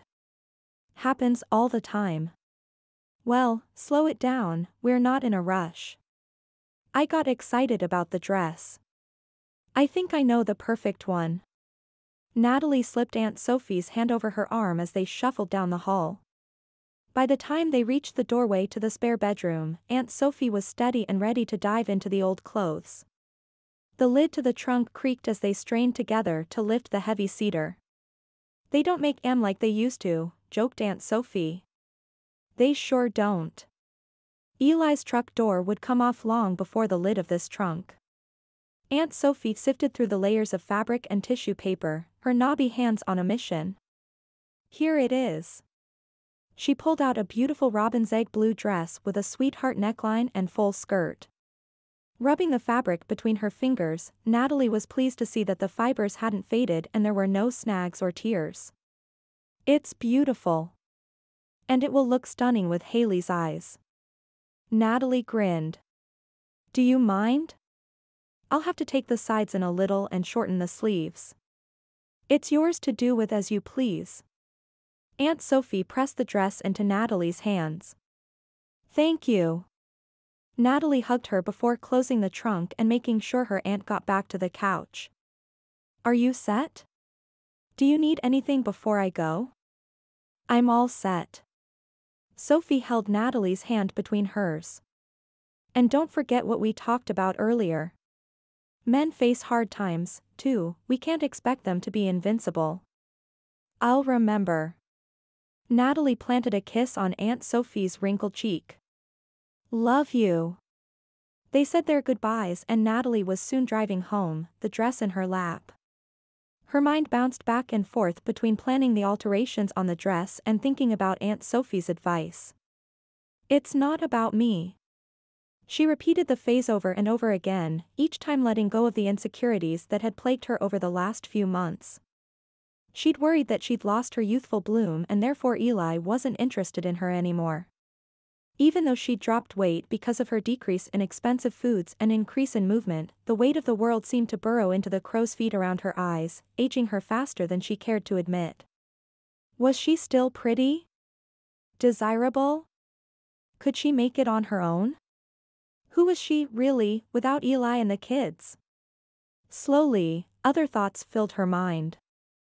I am a good person. It's okay to find fulfillment at my job. I don't have to feel guilty for enjoying life. My kids. I can laugh out loud. I am attractive. I am desirable. Somehow, along the way, she defined herself by what happened between her and Eli. His orneriness and disinterest in her had, in her own mind, been her fault. Mistakenly, she'd believed that by reducing herself, he would enlarge. As if they were in a glass bubble with only so much space for the two of them, and if she took up less room he'd be able to expand. According to Aunt Sophie, that wasn't how things worked. Instead of becoming less or stifling herself, Natalie needed to get out of the bubble and breathe, really breathe in life. She could allow herself to be happy. Sharing Eli's burdens in a marriage didn't mean she had to let them weigh her down. This revelation poured into her soul and filled many of the cracks, leaving her head spinning like Aunt Sophie's when she stood up too fast. She pulled into the school and killed the engine while she waited for Ryan. Freeing herself from the burden was one process, understanding how to move on from here was quite another. She didn't want to leave Eli behind, but she was too tired to continue dragging him along with her. Chapter 8. Natalie didn't have time to work on the dress until the next evening, when Eli took her car to gather parts for their broken toilet and the kids were at the youth Sunday school. She enjoyed pulling out her old sewing machine, threading it, and hearing the gentle hum. Working with her Bernina 1000 transported her back to simpler times, when her biggest worries were her midterm English paper and the cute cowboy in geometry. The machine itself was loud compared to the newer, computerized models she'd seen in the stores. However, Natalie always felt a sense of achievement when her buttonholes turned out even and her zippers were straight. Learning to sew on an older machine meant she had to perfect her abilities instead of rely on the computer to do the work. Although she wouldn't turn her nose up if a Bernina 1230 fell into her lap. The first step to adjusting the dress was to remove the sleeves. They were slightly longer than a short sleeve. It was quite the look in the 50s, but shortening them would update the entire look of the dress. With careful snips of the thread, Natalie managed to save the fabric. Next, she pinned in each side seam and then removed 1.5 inches of fabric. Haley was still a stick of a thing and didn't have the curves Aunt Sophie had when she'd made this dress. After a while, Natalie's hands took over and allowed her mind to return to the conversation she'd had with Aunt Sophie about men in general and husbands more specifically. She became curious enough about the common threads in their marriages that she decided to do an internet search on depression in men. She twisted her seat to reach the keyboard on the computer desk better. Pausing, she listened hard to make sure she was still the only one home. Eli would have a fit if he knew she was sorting through psychology websites on his behalf. As much as he hated taking money from strangers, he would despise the idea of a shrink. This search was not about him, depression was treatable and not a permanent condition.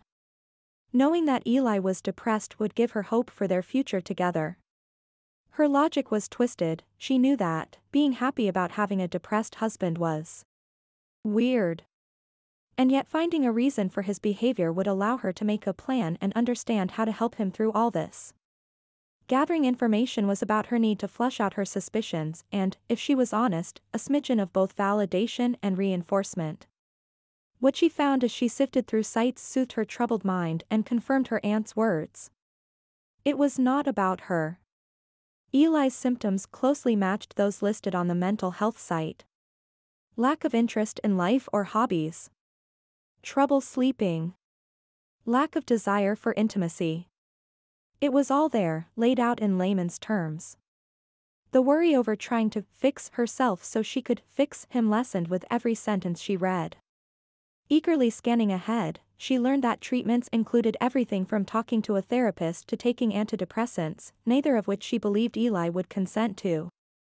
An extremely private man, he would consider a therapist nosy and invasive, and he would probably resent Natalie for asking him to go to counseling. His mother had been on antidepressants, and Eli mentioned several times that her dependence on prescription drugs had embarrassed him. Although Natalie didn't equate her mother-in-law's self-obsessed behavior with medication, she was a notorious drama queen who took public opportunities to draw attention to herself, which was probably why Eli was so adamant about his privacy. Now who's analyzing things? She smiled. Feeling spent without having accomplished much on the dress, Natalie decided to check Tracy's blog and see how the pleated dress fared. The $1,200 creation was still listed for sale and the comment list continued to grow.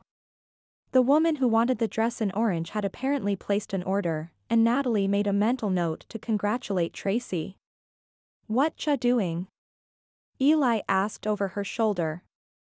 Natalie jumped up, hitting her hip on the edge of the computer desk. The pain didn't register, because her heart was beating too fast for her to notice much else. How long had he been there? Sorry, didn't mean to scare you. Eli took a step back. No, I didn't hear you come in. Natalie ran her hand over her hair and sent a quick thank you to the Lord that Eli hadn't caught her browsing a website that had menopause written across the top of the page. Sensing the coast was clear, and slightly lightheaded, Natalie plopped back into her seat. This is Tracy's blog on sewing. Oh. Eli set a white plastic bag on the counter with a sigh. Lately, his sighs seemed to involve not just his lungs but his whole body. She could imagine his toes sagging right along with his shoulders. Natalie glanced at the computer and then back at her wilted husband. She wasn't sure she could pull Eli out of depression. One man had said he didn't come out of his funk until he made the conscious effort to change. She could at least let him know she wasn't giving up on him, that he wasn't alone. Maybe sharing something from her life would open a door to further communication. Tracy asked me to guest post for her. Eli didn't move. If it makes you happy. While his response was kind, his words lacked the enthusiasm she'd hoped for. Intent on reaching out to him, she asked, "What would make you happy?" "Money." "You and me both," Natalie muttered. "Although, if we had $1 million and Eli was this down, I don't think I could be happy. Money is not the source of true happiness. If you're not happy now, what makes you think you'll be happy when you have money?" Eli finally turned her way. "I'm not stupid. I know happiness is not something I can pick up at the IFA. But life would be easier, and I'm so tired of everything being so stinking hard." He slammed his fist on the counter. There was the fire. Natalie did a mental fist pump. Even though her fleeting happiness was inappropriate and did nothing to soothe Eli's irritation, she was grateful there was some fight still in him. Drawing on the wisdom she'd recently acquired on the internet, Natalie offered him something to look forward to. "We got 5 more Easter envelopes today. Which means we might be able to pick up your truck tomorrow." Yanking open the fridge, Eli said, "I hate those things." Natalie slid the dress fabric over the envelopes to hide them. "Not exactly what I was looking for. I love them. Each one is filled with love and a sense that all will be well in our world one day." "You're delusional." Natalie gasped. She'd come to cling to the letters, especially in her low times, and often carried 1 or 2 in her purse. Hurt and antagonized and angry at herself for pushing Eli, and frustrated that the internet search hadn't translated into a solution for her problems, Natalie shifted in her seat so she faced her sewing machine as she spoke over her shoulder to Eli. "They are a reminder that people care, and if people care, then God cares." Which has been pretty hard to remember when I pour my heart out to him and received comfort but no change in our circumstances. You may not get much more than cash out of them, but to me the words are much more valuable. Eli shut the fridge hard enough to rattle the bottles in the door. He snatched the bag off the counter and stomped to the kids' bathroom. The door slammed behind him. Natalie harumphed and took her seam ripper to the hem. As she removed stitches, she wiped a stray tear. Eli's depression might not have been about her, but this sure felt personal. Maybe because this time she'd snapped back and let her aggravation show. It's okay to have feelings. For so long she'd stuffed them away because Eli seemed so much more important. Now, she wasn't so sure. If she didn't value her feelings, who would? Chapter 9. Eli stayed in the bathroom, tinkering with the fill valve and float, until he heard the kids come in from the youth Sunday school class they attended once a week. He slipped into the kitchen and took his place at the table amidst their excited chatter over the upcoming barn dance. Natalie had packed away her sewing machine. Several light blue threads scattered under the table. The dress didn't look like much when he'd come in. No doubt Natalie would whip the pieces into shape. He should have told her how much he appreciated her efforts or how he admired her talents. she had so many. Instead, he'd focused on his own insecurities, and with a few well-aimed words he'd ruined what could have been a nice evening together. Natalie's need to rely on the words of strangers for comfort, for a break from her life with him, pierced Eli. There was a time when he had been able to calm her troubled heart, to hold her through their trials and provide the strength she needed. The idea that she no longer saw him as her Superman left him feeling deflated and alone, and in his hurt, he'd called her delusional. Which was ridiculous, because Natalie not only saw things clearly, she saw things others missed. Like the kindness of people being an echo of God's love. She could see that. Yet to him, finding hope was like looking into a dirty trough. For a guy who wanted to be his wife's hero, he hadn't been acting like a pillar of strength lately. He'd lost track of how many nights he wasted in front of the TV until he was too bleary-eyed to make the short trip down the hallway to their bedroom. He remained silent for most of the meal, answering only when spoken to, and stayed in the kitchen as everyone prepared for bed. His plate had barely been touched, and when he finally came out of his daze, it was after 11. How did he manage to do that? Waste hours staring at nothing, thinking nothing, feeling nothing? Was that how he wanted to spend the rest of his life, existing like a shadow or a piece of furniture his family stepped around to live? Placing his plate in the sink, Eli had no desire to turn on the television and listen as laugh tracks placated comedians or soak in another rerun. What he wanted to do was regain his purpose and become an active participant in the house. Mostly, he wanted to apologize to Natalie for saying words that poked holes in her sweetness. The need to repair the damage he'd done propelled him across the kitchen, where his feet stopped at the line between tile and faded oatmeal-colored carpet. Why did the line in the floor stop him? Eli stared down, noting that the tile was cold against his feet and the carpet would be warmer, and suddenly realizing he had a say in whether his feet stayed cold. Treading quietly to his bedroom doorway, he was met with another line, this one drawn by his pride. He placed his hands on either side of the doorframe, wrapping his fingers around the trim, and pulled himself past the invisible barrier constructed by his self-hate and the sense that he wasn't worthy to lay next to a woman such as Natalie. Changing quietly into his pajamas, he lifted the blankets on his side of the bed and noted that Natalie still slept closest to the wall. She hadn't moved to the middle or taken over the mattress. It was like she was saving his place, and it meant so much to him that he dared put his arms around her and pull her close. She didn't fight him or shrug him off as he'd expected, and his chest swelled. With a sleepy sigh, she burrowed into his chest, her warm breath on his neck. He started. Shh. Natalie placed a finger over his lips.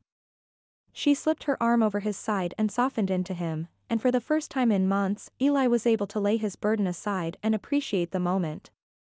Soon, he was breathing deeply, and then he slept. Chapter 10. The next morning Natalie woke to an empty bed and the hazy memory of being wrapped in Eli's arms. He'd wanted to talk last night, and she couldn't let him. For one blissful minute, she wanted to believe and feel as though everything between them was normal and happy and settled once again. Apparently, her weakness had chased him away. It's not about you. The phrase came with force and was a reminder to not be easily offended, especially without knowing if any offense was intended. Scrubbing her face, she ripped off the covers, wrapped up in her fluffy robe, and shuffled out to make sure the kids had their lunch money and a coat before they left for school. She heard them in their rooms, no doubt gathering their notebooks and scattered school supplies. Neither of her children were known for their organizational skills. Eli came in from the garage at the same instant she entered the kitchen. They stared at each other, neither one knowing what path to take to cover the awkwardness that stretched between them. I need to get another part from IFA, offered Eli. I'll be back before you need to go to work. Thanks, she whispered. She hadn't intended to sound breathy, but she couldn't help but remember the smell of his skin and the feel of his whiskers on her cheek the night before. Eli gulped, crossed the space in 2 long-legged strides, wrapped one arm around her back, and pulled her in. He paused, searching her eyes for the briefest of moments before pressing his lips to hers. Shocked, Natalie froze, and then her body sparked to life. Heat flooded her tummy and ran like bubbles in a soda can. Her heart hammered, filling her ears with a boom boom boom, giving her a high akin to cranking the radio when her favorite song came on, only this was so much better. She was barely able to catch a moan before she let her passion for Eli escape. Eli released her just as quickly as he'd gathered her up, and she found herself grasping the kitchen counter for support as he disappeared through the garage door. "What was that?" she asked the empty room. Pressing the back of her hand to her mouth, she grinned. Eli slammed the car door and jammed the key into the ignition. He hadn't premeditated kissing Natalie. He'd simply acted out of a need to feel. When he'd woken up this morning with Natalie curled against him, he'd longed to stay right there, to awaken her with kisses and watch her eyes brighten. Recognizing that the effort at tenderness would have been hollow if she hadn't been happy to see him, he'd retreated in fear. But his need to feel loved by her, to feel anything, really, was strong enough that it propelled him across the kitchen and into dangerous territory. The kiss had worked exactly like he knew it would. Natalie had always had that effect on him. The second their lips touched, his heart picked up and thrummed powerfully, sending heat searing across his skin and making him feel like a man who could slay dragons. The attraction between them was as awe-inspiring as ever, and he hated himself for taking from their well without having anything to give in return. Chapter 11. Once Natalie got dressed and made sure the kids were out the door on time, she decided to work on Haley's dress until she had to leave for work. For better or worse, the dress had become a symbol of her determination to find the best in life no matter what she was handed. This morning she'd been handed something sweet, and as she hefted the heavy appliance onto the kitchen table she had a grin as wide as Snow Valley itself. Setting up her machine only took a few seconds.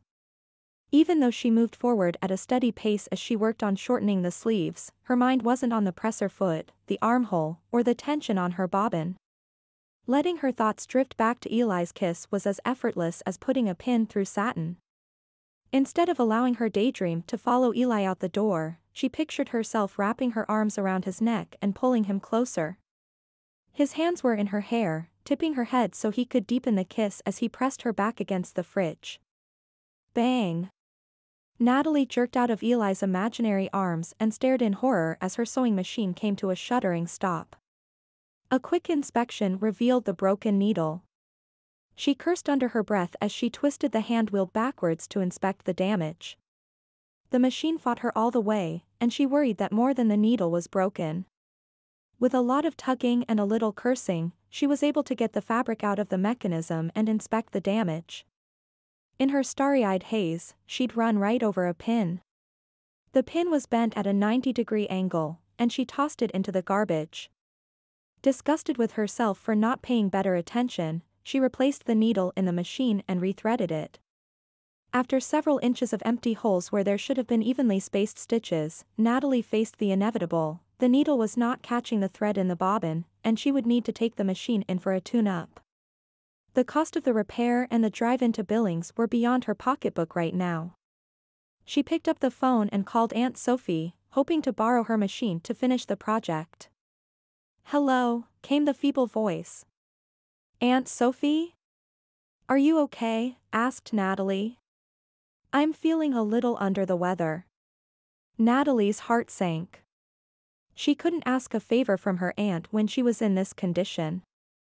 "What are your levels at today?" "I was 120 before lunch." "It's not my diabetes, I have a head cold." Natalie breathed a sigh of relief. Head colds they could deal with. "I can bring you some chicken soup later on." "That's sweet of you, dear. I look forward to it." They said goodbye, and Natalie hung up the phone, wondering how she was going to ever finish the sleeves, complete the dress, and maintain her composure. Eli's kiss had her heart spinning in happy circles. Her head could barely keep up, wondering what his show of affection meant for her marriage. And the broken needle made her want to stomp her feet. Dropping her head into her hands, she moaned. "I live in Snow Valley, not a soap opera. I can't take all this drama." Later that day, as Natalie sat in the break room puzzling over the employee schedule for the next week and trying not to obsess over Eli's lips, Eli's half grin as he handed her the keys, Eli's. Well, everything Eli, Tracy breezed in. Natalie paused in her work. How's the orange prom dress coming? She asked. Tracy brightened. It's quick. I should be done by Easter. Natalie nodded. Making a dress a second time was much faster than the first. Especially when you had a working machine. Maybe Eli was right, maybe the universe was out to get them. That's great. What about your project? Natalie rolled her eyes. I broke my Bernina. She sighed. Haley's going to have to wear something she already has. Even though the hemlines of her skirts are getting a bit high. Not that Haley shortened them. Her legs have grown longer, Natalie added quickly. Tracy nodded, a knowing look in her eye, and Natalie wondered if Tracy had handled the same problem as a teen, because her parents were pretty wrapped up in themselves and often left her to make her own way. You can use my machine, offered Tracy. Natalie's jaw dropped at the incredibly generous offer. Are you sure? I don't want to take away from your prom dress. That's making good money. Tracy waved her off. What do you have left? The sleeves. It'll take you a half-hour tops. When Natalie was beginning to give up hope and feel like she was alone in her small dreams, a window opened. Maybe the world wasn't out to get them. Maybe the universe cared. Or maybe it wasn't about Natalie, maybe good people stepped up to help their neighbors. Like the people who sent the cards. They might not live in Snow Valley, but they had become real neighborly angels in Natalie's eyes. Okay, I'll come over around 6. Perfect. I'll see you then. Tracy flipped her red hair over her shoulder and pushed through the swinging door. Natalie followed Tracy through a small, cluttered living room and down to the unfinished basement, where she'd sectioned off an area by hanging sheets over clotheslines. Her sewing machine was under a bare light bulb in the center, and the floor was covered in scraps and threads. Aunt Sophie would have my head if she saw this place, laughed Tracy. Natalie agreed. She'd hand you a garbage bag and stand here until every scrap was disposed of. Tracy shrugged. It works for me. Here, have a seat. Natalie sat down and pulled her project and thread from her bag. She had pinned the sleeves in before she left home, so all that remained was to actually sew them in place. You don't mind if I post this to my blog, do you? Asked Tracy. No. You're the one doing me a favor. Post away. She threaded Tracy's machine while Tracy snapped a few before pictures. Why did you take the extra fabric out of the sides? Natalie picked up the dress and flipped the fabric over to show the zipper. Most people think that they should take extra fabric out of the back, but if you do that, you pull everything off the correct lines. Sleeve holes, neckline, shoulder seams. They all shift. And the side seams won't line up under the arms correctly. But if you take the extra fabric out of the sides, everything stays in place. Tracy snapped a picture of the side seam and the raw-edged armhole before Natalie could sew them together. You sound like Aunt Sophie when you explain stuff, said Tracy. Thanks. Natalie smiled. That was one of the biggest compliments anyone could have given her, and she needed to hear a few encouraging words. Realizing that Eli's issues weren't her fault had freed her from the guilt of causing his depression. Still, she wondered if she was enough. Aunt Sophie was capable and amazing. If Natalie was like her, she'd be okay. When Natalie had one arm finished, Tracy snapped more images and then disappeared behind her computer. As Natalie was clipping the thread ends, Tracy called from across the room, "Come check this out." Natalie made her way over and bent at the waist to see the computer screen. There was a whole blog post on taking in the side seam of a dress. Natalie stood up. Darn it all if the page didn't look good. That's great. You blogged the whole alteration that fast? It takes me longer when I'm sewing and posting, but it's fun to share my techniques with people. Tracy shrugged. Let's take a picture of the final project. Natalie hugged the dress to her stomach. It's supposed to be a surprise for Haley. What if she sees your blog? I'll schedule it to post after Easter. You can do that? Yeah. I guess that would be okay. They worked together to get the garment on the dress form and took pictures from different angles. Once they were done, Natalie hung the dress on a hanger and slipped a black garbage bag over the shoulders to protect the fabric from messes and hide the surprise from Haley. Thanks, Tracy. I had a good time, and I would have never finished the dress without your machine. Natalie was doubly surprised Tracy had been so nice. There was a big age gap between them, and Tracy acted like their ages didn't matter. Thank you for letting me post about the sleeves. Have you thought any more about doing a guest post? A thrill of possibility went up Natalie's arms, leaving behind a trail of goosebumps. When Tracy first asked her to be a guest blogger, Natalie had said no because she didn't think anyone would want to see what a frumpy old housewife was doing. Natalie didn't see herself that way anymore. Reducing herself was no longer the plan, nor would Natalie allow herself to fall into the self-depreciating trap again. You could sell patterns or something to make it worth your while, added Tracy. I can't pay you. Blogging was outside Natalie's comfort zone, which meant she could use a blog post or two to stretch through her self-imposed boundaries. I want to. Let me look through things and see what I can come up with. Tracy beamed. Fantastic. Natalie grinned all the way home. Something she had made, well altered, was going to be on a blog. Who would have ever thought that she would be sending her ideas out into the world? And she had so many ideas. Plaid was in right now. She could take some of the old shirts in the back of Eli's closet and make them into little girls' dresses or cute infinity scarves. Then there was that trunk of clothes at Aunt Sophie's. Updating some of those old skirts would be a blast. Blogging would take time. Time was one thing she felt like she didn't have enough of lately. This was the first inkling of excitement over doing something that was hers and hers alone, and she was eager to see where she could take her posts. There had actually been 2 exciting things that happened today. She smiled to herself. Eli's kiss this morning had been pretty exciting. She hoped she was going home to find the guy that made her heart chug-chug so she could include him in her plans for the blog and maybe entice another kiss. Chapter 12. Natalie was at Tracy's working on Haley's surprise, and Eli was determined to take some of the load off her shoulders. He'd gathered the dirty clothes and sorted them into hampers. He was feeling pretty pleased with himself. Until he faced the washing machine. What was the difference between a speed cycle and a cotton cycle? Was there a reason he should worry about spin speed? Rather than ruin a load's worth of laundry, he dumped the soap on the clothes and slammed the door. Ryan could get the blasted thing going when he got home. Not as far along as he'd like in his efforts, he left the laundry closet and moved on to making dinner. He and the kitchen had become acquainted over the last few months, making finding pans and ingredients easier than starting the washing machine.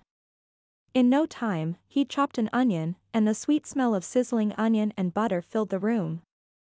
Enjoying the domestic feel, Eli put on his favorite playlist and bobbed his head to the Iron Sticks and Garth Brooks. Adding a pound of hamburger to the onions, he welcomed Ryan and Haley home with a "dinner's almost ready." "Good, I'm starving," said Ryan. He pulled the milk out, poured himself a huge glass, and downed the liquid in 3 gulps. Eli turned off his music, determined not to space out on the kids tonight. "Easy there. You'll ruin your appetite." "Not possible." Ryan grinned. Eli remembered being that age. His stomach made more decisions for him than his brain. Ryan was already an inch taller than Eli. If he kept eating and growing, Eli would be looking up to his son. Ryan grabbed a bag of chips and a jar of Natalie's homemade salsa and started working his way through both. Annoyed that Ryan failed to notice the meal on the stove, Eli tried to get his point across. Hey, seriously, we're eating in 10 minutes. Haley reached for a chip. He's making up for missing lunch. Ryan threw a warning look at Haley, making her widen her eyes. I think I'll go wash my hands. She disappeared down the hall. Fighting off the urge to let the opportunity to connect slide by, to let his lazy side take over, Eli asked, "Why'd you miss lunch? Is everything all right?" Ryan shrugged. "It's not a big deal." "It is too," called Haley from down the hall.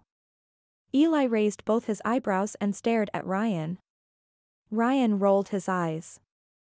"I gave my lunch money to the Bucks for Bunny's fund," he said through a mouthful of tortilla chips. Haley came back in, a huge smile on her face. "And now all the student body officers are doing it. They've pledged their lunch money from now until Easter." It was Ryan's idea. They were behind on donations and he jumped on the stage and gave his pledge and other kids followed, and we might make our goal now. She hugged herself as if she couldn't keep from hugging someone. Eli didn't see handing over hard-earned money through such rosy glasses. Not only was the kid still shoveling food into his mouth when Eli had asked him, twice, to stop, he knew they had a truck to fix and he gave money away. They weren't rich, they weren't even middle class. Natalie was borrowing a sewing machine and had begged help from Aunt Sophie so Haley could have an Easter dress. Eli had skipped out on playing softball this year, something he'd loved but couldn't financially justify. "Are you living in an alternate universe?" Eli growled. Ryan's jaw dropped. Eli continued, his voice growing louder with each syllable. "What were you thinking?" The garage door banged open, and Natalie arrived with a garbage bag over one shoulder and a smile on her face. Eli's heart jumped to see her spirit lighter than she'd been in weeks, and his first thought was of their kiss this morning. Had he put that smile there? His shoulders squared. Yeah. "I did." His joyful satisfaction didn't last long. Natalie's smile melted as she took in the wide-eyed stares of their children. "What's going on?" Eli's shoulders caved in once again. "Your son is giving away his lunch money without a thought as to how hard you work." Eli spun around to face Ryan, the heat building inside. "Do you have any idea how tired your mom is? She's not wearing herself out so you can hand over your lunch money. How could you do this to her?" Ryan lifted his head, his jaw set in a way Eli recognized as imitating his own. He picked up a stack of mail and threw the envelopes across the kitchen counter. Letters fanned out like a deck of cards under an experienced dealer's hand. Half a dozen cards from across the country stared up at Eli. "How could I not?" demanded Ryan. "I've had my time with chocolate bunnies and new dress shoes. If I give up a meal so some little kid can have a happy Easter, so be it." Ryan stormed down the hallway and slammed his door. Haley took one look at Eli and slipped into her room as well. Eli turned to Natalie, expecting some gratitude. After all, the kids should appreciate how hard she worked. Instead, he was met with a look of pity. "What?" he demanded. Ryan was doing good. She set her purse on the counter. "He didn't give a thought to this family or our needs." Natalie's hand went to her hip, her face thoughtful. "It's not about you." "I didn't say it was." "No, you didn't actually say those words, but that's what you're broadcasting." Ryan looked at someone in need and gave all he had. His act of selflessness had nothing to do with you. He isn't out to get you and he's not trying to disrespect me. I think you were a little rough on him." Eli couldn't believe what he was hearing. He threw his hands out to the side. "I was defending you. I wouldn't have picked that fight." The corners of Natalie's mouth lifted sadly. She ran her fingers through her hair, tucking it behind her ear. "What?" "I can't help but think that the guy I married would have handed over his lunch money, too." "Maybe I'm not that guy anymore," Eli countered. Natalie bit her lip, and her eyes dropped. Then I guess I have some things to ponder and decisions to make. Even though Natalie was calm, Eli had a hard time bringing his voice back down. There was some kind of block keeping the messages to chill out from reaching his body. His neck burned. What's that supposed to mean? Natalie pressed her lips together and shook her head. Eli waited. Finally, she sniffed and brought her gaze up to meet his. And then he saw a kaleidoscope of emotions in Natalie's eyes that shook him right down to his toenails, questions, loneliness, and a distance he'd created between them. Eli balled his hand into a fist. Those sentiments had never been in Natalie before.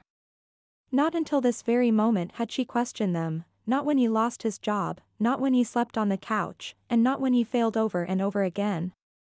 She'd never looked at him with her guard up. Until today. It killed him. Eli reeled knowing he was the one who had put the doubt there. He was the one who forced her to back away. He yelled. He berated his son for giving to those less fortunate. He'd been pushing her away for months, and tonight, he'd pushed too hard. Or maybe her wall had been built brick by brick from his smaller misdeeds, and tonight had sealed the holes. Whichever it was, Natalie's withdrawal scared him in a way that made the foundation of his being shudder at the possibility of losing his better half, and she was certainly the better of the two of them. Needing an escape, Eli grabbed his keys off the counter. I'm going out. The tacos are probably ready. Don't wait up.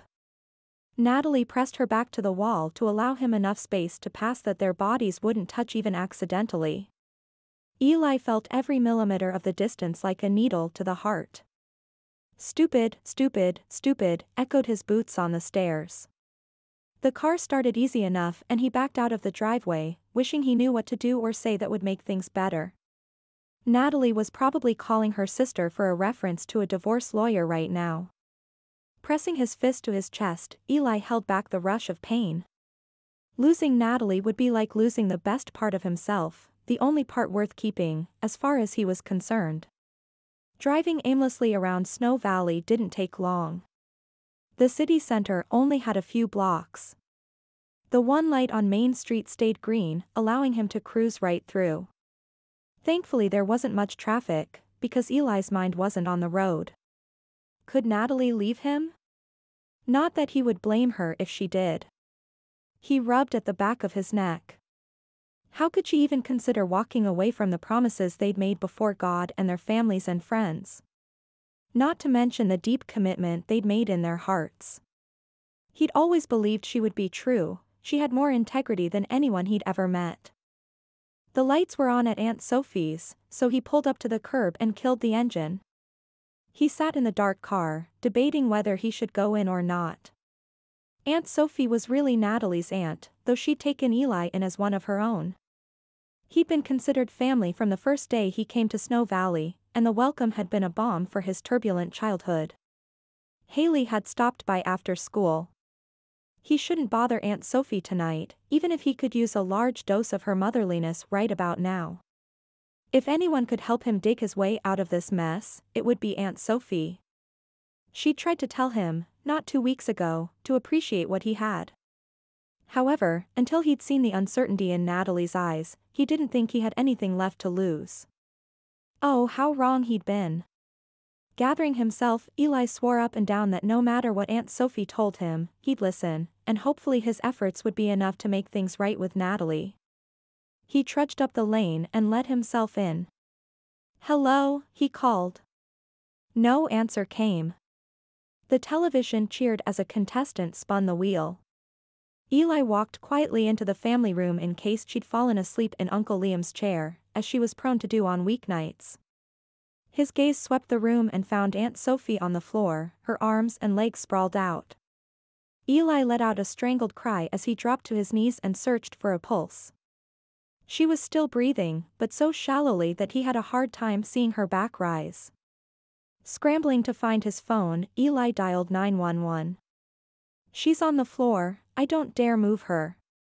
The dispatcher assured him the ambulance would be there momentarily. Thankful that Aunt Sophie lived close to the hospital, he offered a prayer, unsure if he was making any sense through the panic. Hang in there, he whispered close to her ear. I'm here, Aunt Sophie. I'm here. The sirens reached him first. They're coming to help. Please hang on. He wiped a drop of water off her cheek, wondering where it came from, and another took its place. Eli reached up and found his face covered in tears. He didn't know they'd started. There was a bang as the front door flew open. Aunt Sophie didn't stir. In here, called Eli, not wanting to leave Aunt Sophie's side. He glanced up to see Sawyer Hackett and two others in navy jackets and pants. Sawyer was the drummer for the Iron Sticks. Eli had played softball with Sawyer for the last 5 years, and was thankful he still volunteered with the ambulance service and that there was a friendly face in the group. How long has she been out? Asked Sawyer as he shouldered Eli aside so he could examine Aunt Sophie. Eli fell back against the couch, not caring that he cried in front of a bunch of guys he played softball with. I don't know. I found her like this. My daughter was here, after school. She was fine then. Oh dear Lord. Please. Sawyer fingered the flat silver bracelet on Aunt Sophie's wrist. Diabetic, he informed the other two paramedics. On the count of 3 they turned Aunt Sophie over. There was a large bruise on one side of her face, up near her eye. Looks like she was out before she hit the floor. Aunt Sophie gasped twice, her eyes never opening. They continued to work over her, inserting in 4 and checking for broken bones before getting her onto the stretcher. Is she going to be okay? I don't know. Sawyer shook his head. We need to go, now. Are you riding with us? Eli scrambled to his feet, following the stretcher as the paramedics muscled the clanking bed out the front door. He wanted to stay with Aunt Sophie, but Natalie needed to be here. He needed Natalie. Aunt Sophie needed Natalie. We only have one car. I need to pick up Nat. We'll meet you over there, then. Sawyer paused at the door. You'll want to hurry. Eli sprang into action. Making sure the door was shut tight behind him, he bolted to his car and squealed away before the ambulance pulled out. The ride home was a blur of tears and Main Street. He burst through his own front door screaming, Natalie. Nat. What? She and the kids were at the table, a picked-over taco bar laid out in front of them. She took one look at Eli and her hands flew to her mouth. Rising halfway out of her chair, Eli grabbed her and smashed her to his chest. Aunt Sophie, Eli shook his head, there wasn't time. Car, he blurted. Natalie pushed away. Let's go. She grabbed her purse. Ryan, you're in charge of cleaning the kitchen. Haley, you need to help. Eli followed Natalie out at a sprint. What happened? Nat asked as she buckled her seatbelt. They were already halfway to the hospital. Eli gulped and reached for Nat's hand. She wasn't moving. I called. They said something about diabetic shock. He shook his head, wondering if he was making any sense. He prayed for Aunt Sophie. He prayed for Natalie. And he added a little prayer that they would be okay, and he'd have time to make things up to her. As they careened around a corner, the hospital came into view.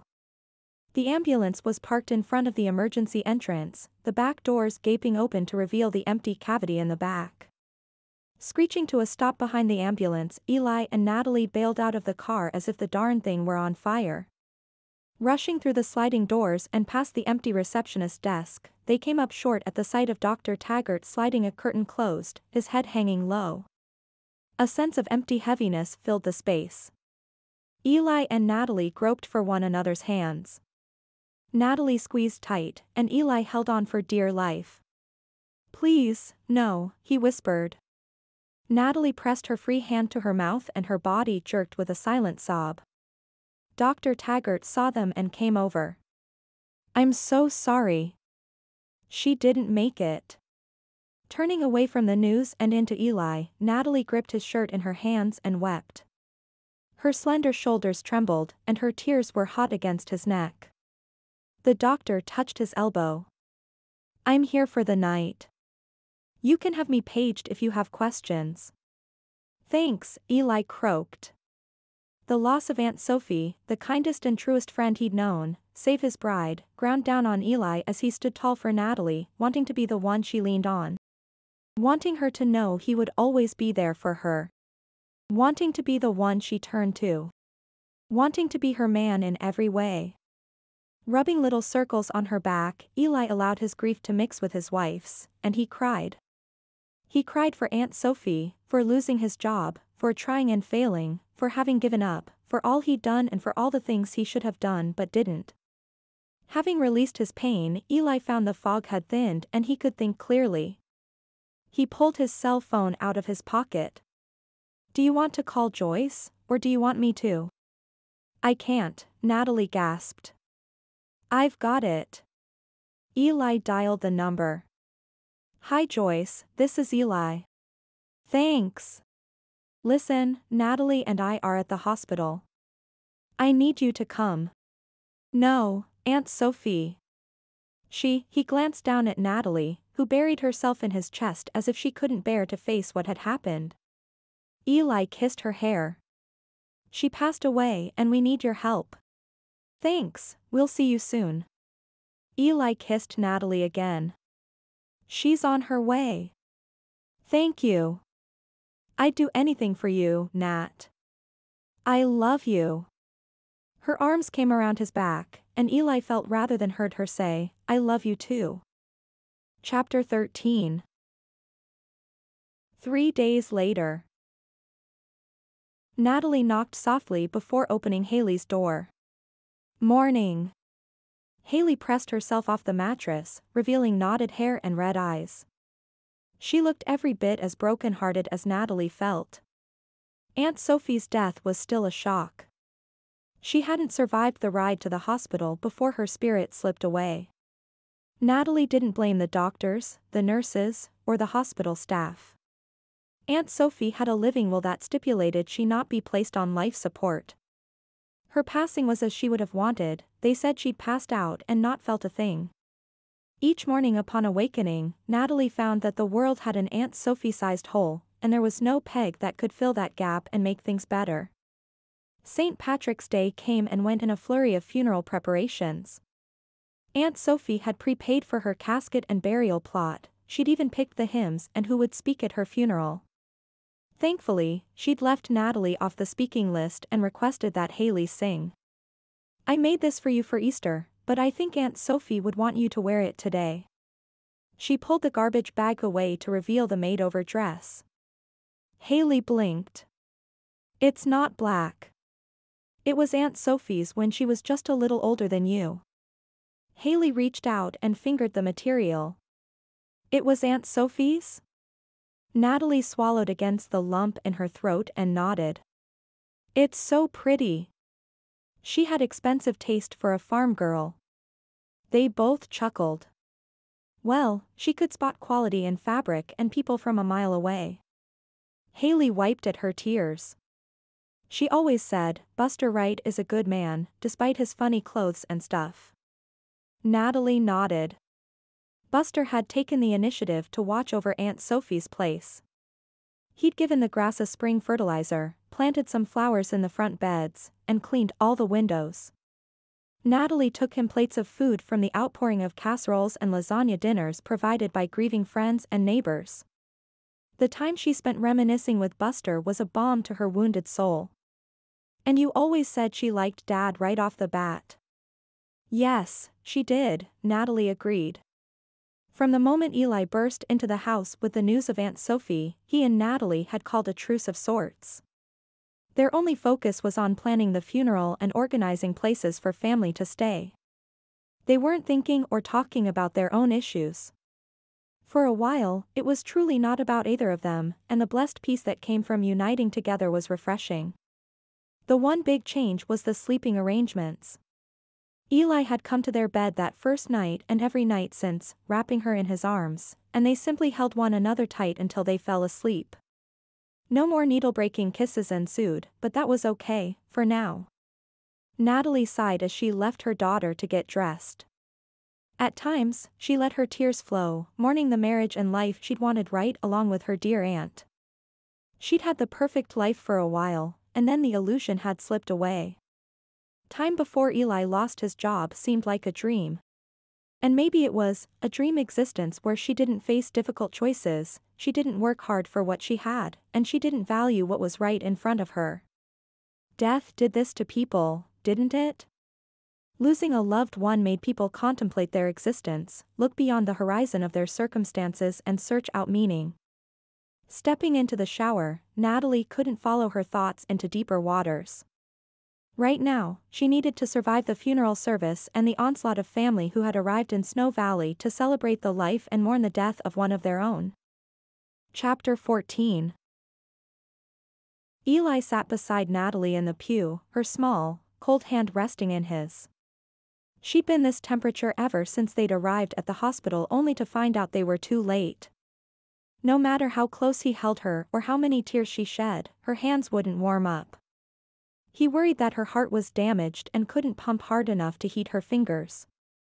If anyone could die of a broken heart, Natalie could. She had a heart as big as Montana, and when she suffered, her heartache showed in the lines of her face. Natalie's parents sat in front of them with her little brother and his family. They had kids in elementary school and a new baby to boot.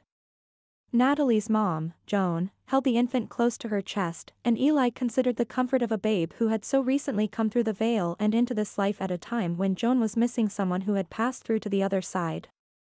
Joyce and her grown kids were behind them, grief overwhelming the strain that usually accompanied his sister-in-law and her family. Aunt Sophie's kids and their children were clumped together in the center of the chapel. With so many grandchildren, they had a plethora of pallbearers and honorary pallbearers. Surrounding the family were neighbors and longtime friends. The viewing the night before had gone well past the 2 hours allotted because of the overwhelming number of people who wanted to pay their respects. Today the church was filled to overflowing, and those who couldn't find seats leaned against the back wall. Eli was struck by the stories people told of Aunt Sophie. He'd always known her to be generous with her time and hugs, but he'd never guessed the extent of her good works. The choir sang, "How Great Thou Art," as specified by Aunt Sophie's wishes. Pastor James, relatively new to Snow Valley, shuffled to the podium, cleared his throat, and fixed his gaze on the stained glass window high on the back wall. He stared so long, Eli was tempted to turn around and take a look himself.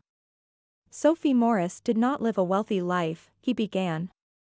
She grew a large garden and canned fruits and vegetables for over 50 years, not because she enjoyed the work, he chuckled lightly, and so did several in the congregation. But because in doing so, she was able to provide these for her family and many neighbors when they would otherwise have gone hungry. Sophie was not a wealthy woman in the eyes of the world. Her bank balance was not large, and as far as I know, she rarely had money stashed under her mattress, unless it was Christmas, and even then the stash was meant for fabric to be used for Christmas dresses for her daughters. Heads bobbed in the family section of the room, and Joan added just loud enough for those around her to hear, her nieces, too. The pastor continued, "The Lord has said, Blessed are they who are poor in spirit and come unto me, for theirs is the kingdom of heaven." He also admonished us to lay up our treasures in heaven where moth and rust do not corrupt. Within those guidelines, Sophie was a wealthy woman indeed. You can see the effect she had on people.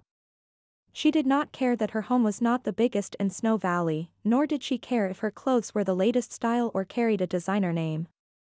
She cared about people. Her family, her friends, her neighbors, strangers. For Sophie, it was never about how much she could get out of this life, it was always about how much she put into it. And with boards labeled service and nails labeled hope and shingles labeled love, she has built a heavenly mansion where she now resides with her beloved Liam. Eli bowed his head. Aunt Sophie had it right all along. As she would say, the proof is in the pudding. Well, Aunt Sophie, the proof of your words has filled the church today. As Pastor John closed, Haley made her way to the podium. She looked so small up there. His little girl. When she opened her mouth, a great big beautiful voice came out. Amazing Grace slammed into his chest, causing his heart to swell so big Eli had a hard time taking a deep breath. Where did she learn to sing like that? Eli whispered to Natalie. She's singing for Aunt Sophie today. Natalie bit her lip. Eli gave Natalie's hand a gentle squeeze. Aunt Sophie was right, his life was passing him by, and it was high time he paid attention. Chapter 15. 1 week later. Natalie made her way to the break room. Her first day back at work had gone smooth enough, but she was ready for a soda and a few minutes of sitting on her tush. I guess she'll never know, said Alan, a 15-year-old stock boy, right as Natalie entered. He stuffed his phone into his pocket, and his friend, Callie, ducked her head. What's going on? Asked Natalie. Years of raising children had honed Natalie's senses to when mischief was afoot, and her senses were high-stepping circles around those two. Oh. I was just showing her some stuff online. Huh. Not one to back away, Natalie held out her hand for the phone. Alan's face went red as he handed it over. Natalie stared at the email until her mind finally registered the meaning behind the message. Dear Gifter, thank you for your gift to the Bucks for Bunnies program sponsored on Tracy S. Trimmings, blogspot.com. For your anonymous donation to the Lawson family in the amount of $10, you have been entered to win the pleated blue gown featured in last month's posts. Stay close to your inbox because I'll send out the name of the winner the day before Easter. All the best. Tracy. What is this? Alan shuffled his feet. He opened his mouth several times, but couldn't seem to get past his embarrassment. Callie rolled her eyes at him and said, Tracy set up a Bucks for Bunnies on her blog for your family. For each donation, people get an entry for a drawing for the blue dress. She lifted a shoulder. I really wanted the dress for prom, so I had my aunt in Utah send you $10. Natalie pressed her hand to her chest. The blue dress? With the beads? Callie grinned. Yeah. It's sick. Natalie handed the phone back to Alan and asked Callie, why would she do that? The dress is worth over $1,200. Callie shrugged. I assumed it was because she's nice. Alan snickered. Tracy, he asked, and Callie silenced him with smack to the arm. Natalie pulled out a chair and plopped down. She's too nice. Are you gonna yell at her? Asked Alan. Callie backhanded him in the chest and gave him a look like he was an idiot. No, Natalie stared at the table. Because of that money, they'd been able to repair Eli's truck and she had had financial leeway to take the time off after the funeral. She thought about Pastor James's words at the service, how Aunt Sophie had built a mansion with her small acts of service. She didn't want to take that away from Tracy. If there was anyone who deserved blessings and beautiful things in life, it was someone willing to give when they didn't have much themselves. Besides, Tracy's gift was so much more than money. She had given Natalie understanding and a validation that even in her worst of times, someone was watching over her family. She looked up to see Alan and Callie watching her. Listen up. Natalie put on her best mom voice. You two aren't going to say anything to Tracy, or anyone else, about this. She meant her gift to be anonymous and that's how it will stay. Understand? They both nodded. Good. She shooed them out the door. Later that day, she pulled off strips of two-sided tape and plastered every card they'd received to the front of the refrigerator. When she was done, images of the Savior, Easter bunnies, an empty tomb, and spring flowers covered the scratches and dents, much like the words inside had brought something beautiful into Natalie's life at a time she doubted herself and her marriage. Stepping back, she nodded once before going to take a shower. Chapter 16. Natalie decided she knew exactly how an empty well felt. She'd cried so many tears over the last week that her head ached from lack of liquids in her body. Tracy never said a word about the Bucks for Bunnies campaign that she'd ran on behalf of Natalie's family, and Natalie stopped asking if the blue dress had sold. Instead, they sat down during their breaks and planned out Natalie's next 3 guest blogs. The funeral couldn't have been timed more perfectly. Since Aunt Sophie passed right before spring break, giving her kids, Natalie's cousins, time to stay in town and sort through things in the house, dividing the valuables and keepsakes from the everyday items. Life in Snow Valley trudged on around her, but Natalie hardly noticed. Her kids went to the picnic and annual football game. They came back from the barn dance with flushed cheeks and smiles, and Doves continued to sell egg dyeing kits and chocolate eggs. Natalie celebrated Easter differently this year. She asked the Lord to bless each one of the givers for their donations of the heart. Even though they had entered a contest for a dress, they'd taken the extra time to personalize their cards, and Natalie clung to that human connection with both hands.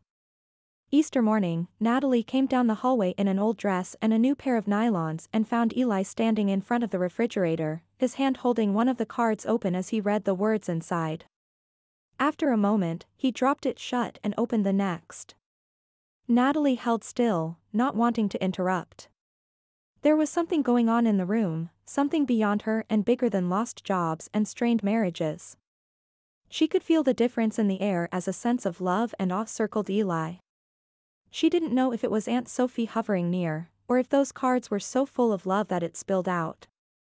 What she did know was that this moment was not about her, and she wisely tiptoed back down the hall to give Eli the space and time to fully experience that love without interruption. Some things, a man or woman needed to learn on their own. Aunt Sophie's 6 children owned her house equally and would put the home on the market as soon as they finished preparations. Since they all lived at least an hour away, they'd offered to pay Eli and Natalie to finish sorting through the items in the home.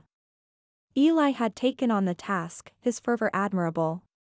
He'd sold the 3-bedroom sets and sent the money on to the family, and was currently in the garage sorting through things that hadn't been touched since Uncle Liam passed away. Natalie was grateful the trunk of old clothes was still there. No one had bothered with it, and Julie, Aunt Sophie's oldest daughter, had told Natalie to keep it. Spending time with Aunt Sophie's things and making them over would give her a way to feel close to her aunt. After boxing up the dishes in the kitchen, she went outside to see if Eli was ready for a lunch break. "Look at this," he exclaimed when he saw her. Natalie cocked her head, unsure of the tone in his voice. He sounded excited. That couldn't be right, Eli hadn't been excited about anything in months. She took a tentative step forward, sure that the brightness in his eyes would dim and she'd have to retreat inside. Instead, he pulled out an old blue box with several dials and a long hose attached. "It's old, but I think I can get it working." "What is it?" "It's a welder." Eli smiled triumphantly. "I don't understand." Natalie shook her head. Eli held the box a little higher. "I'm tired of looking for a job. I'm tired of rejections and resumes and guys who have never held a torch telling me I don't have enough experience. So, I'm opening my own business." "Your what?" They'd looked into this before, and short of putting their house up for collateral, there was no way to make it happen.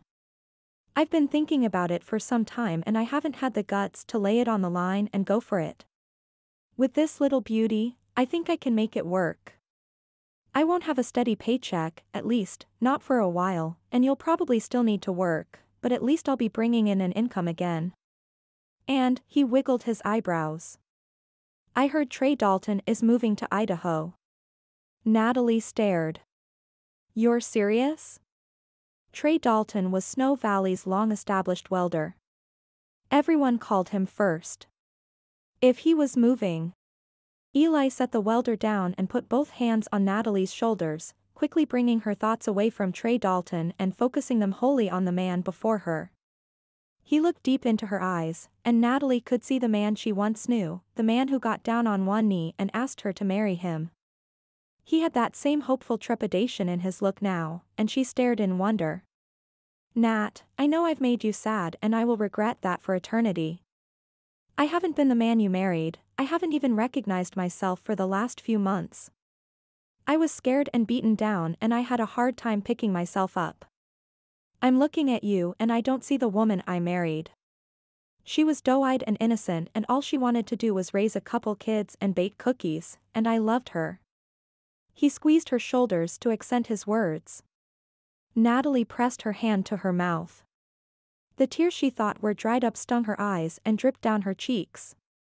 Eli continued, and I love the woman before me, too. You're branching out and you've become this whole other person, and getting used to her took some time. Now that I know her, I love her even more. Please take some time to get to know me again. I think we're still a match. Natalie nodded, unable to form the emotions swirling through her into words. She wrapped her hands around Eli's neck and pressed her lips to his. Her heart lifted, pulled out from the dark and dank by the offer of love, the freely given apology, and the hope in Eli's words. Their kisses became tender and slow, exploratory even as they crossed into new territory, together. Life wasn't all better. Aunt Sophie was still gone. Natalie still worked at Dove's and had a few gray hairs. The kids still didn't have cell phones or a car. They couldn't buy a new house, new furniture, or overstock the pantry. Somehow, as Eli kissed his way across her cheek, none of that mattered. Natalie couldn't help but think back to Aunt Sophie's story of the 3 husbands. She had a feeling that for her and Eli, the best was yet to come. Welcome back. Thanks for listening to Her Husband's Forbidden Kiss. I hope you enjoyed the story. Let me know in the comments below. Like, comment, subscribe to the channel, do all those wonderful things to help other people find the channel so that they too can have these romantic stories. And I appreciate you. I hope you know that you are very loved, and I'll see you on the next audiobook.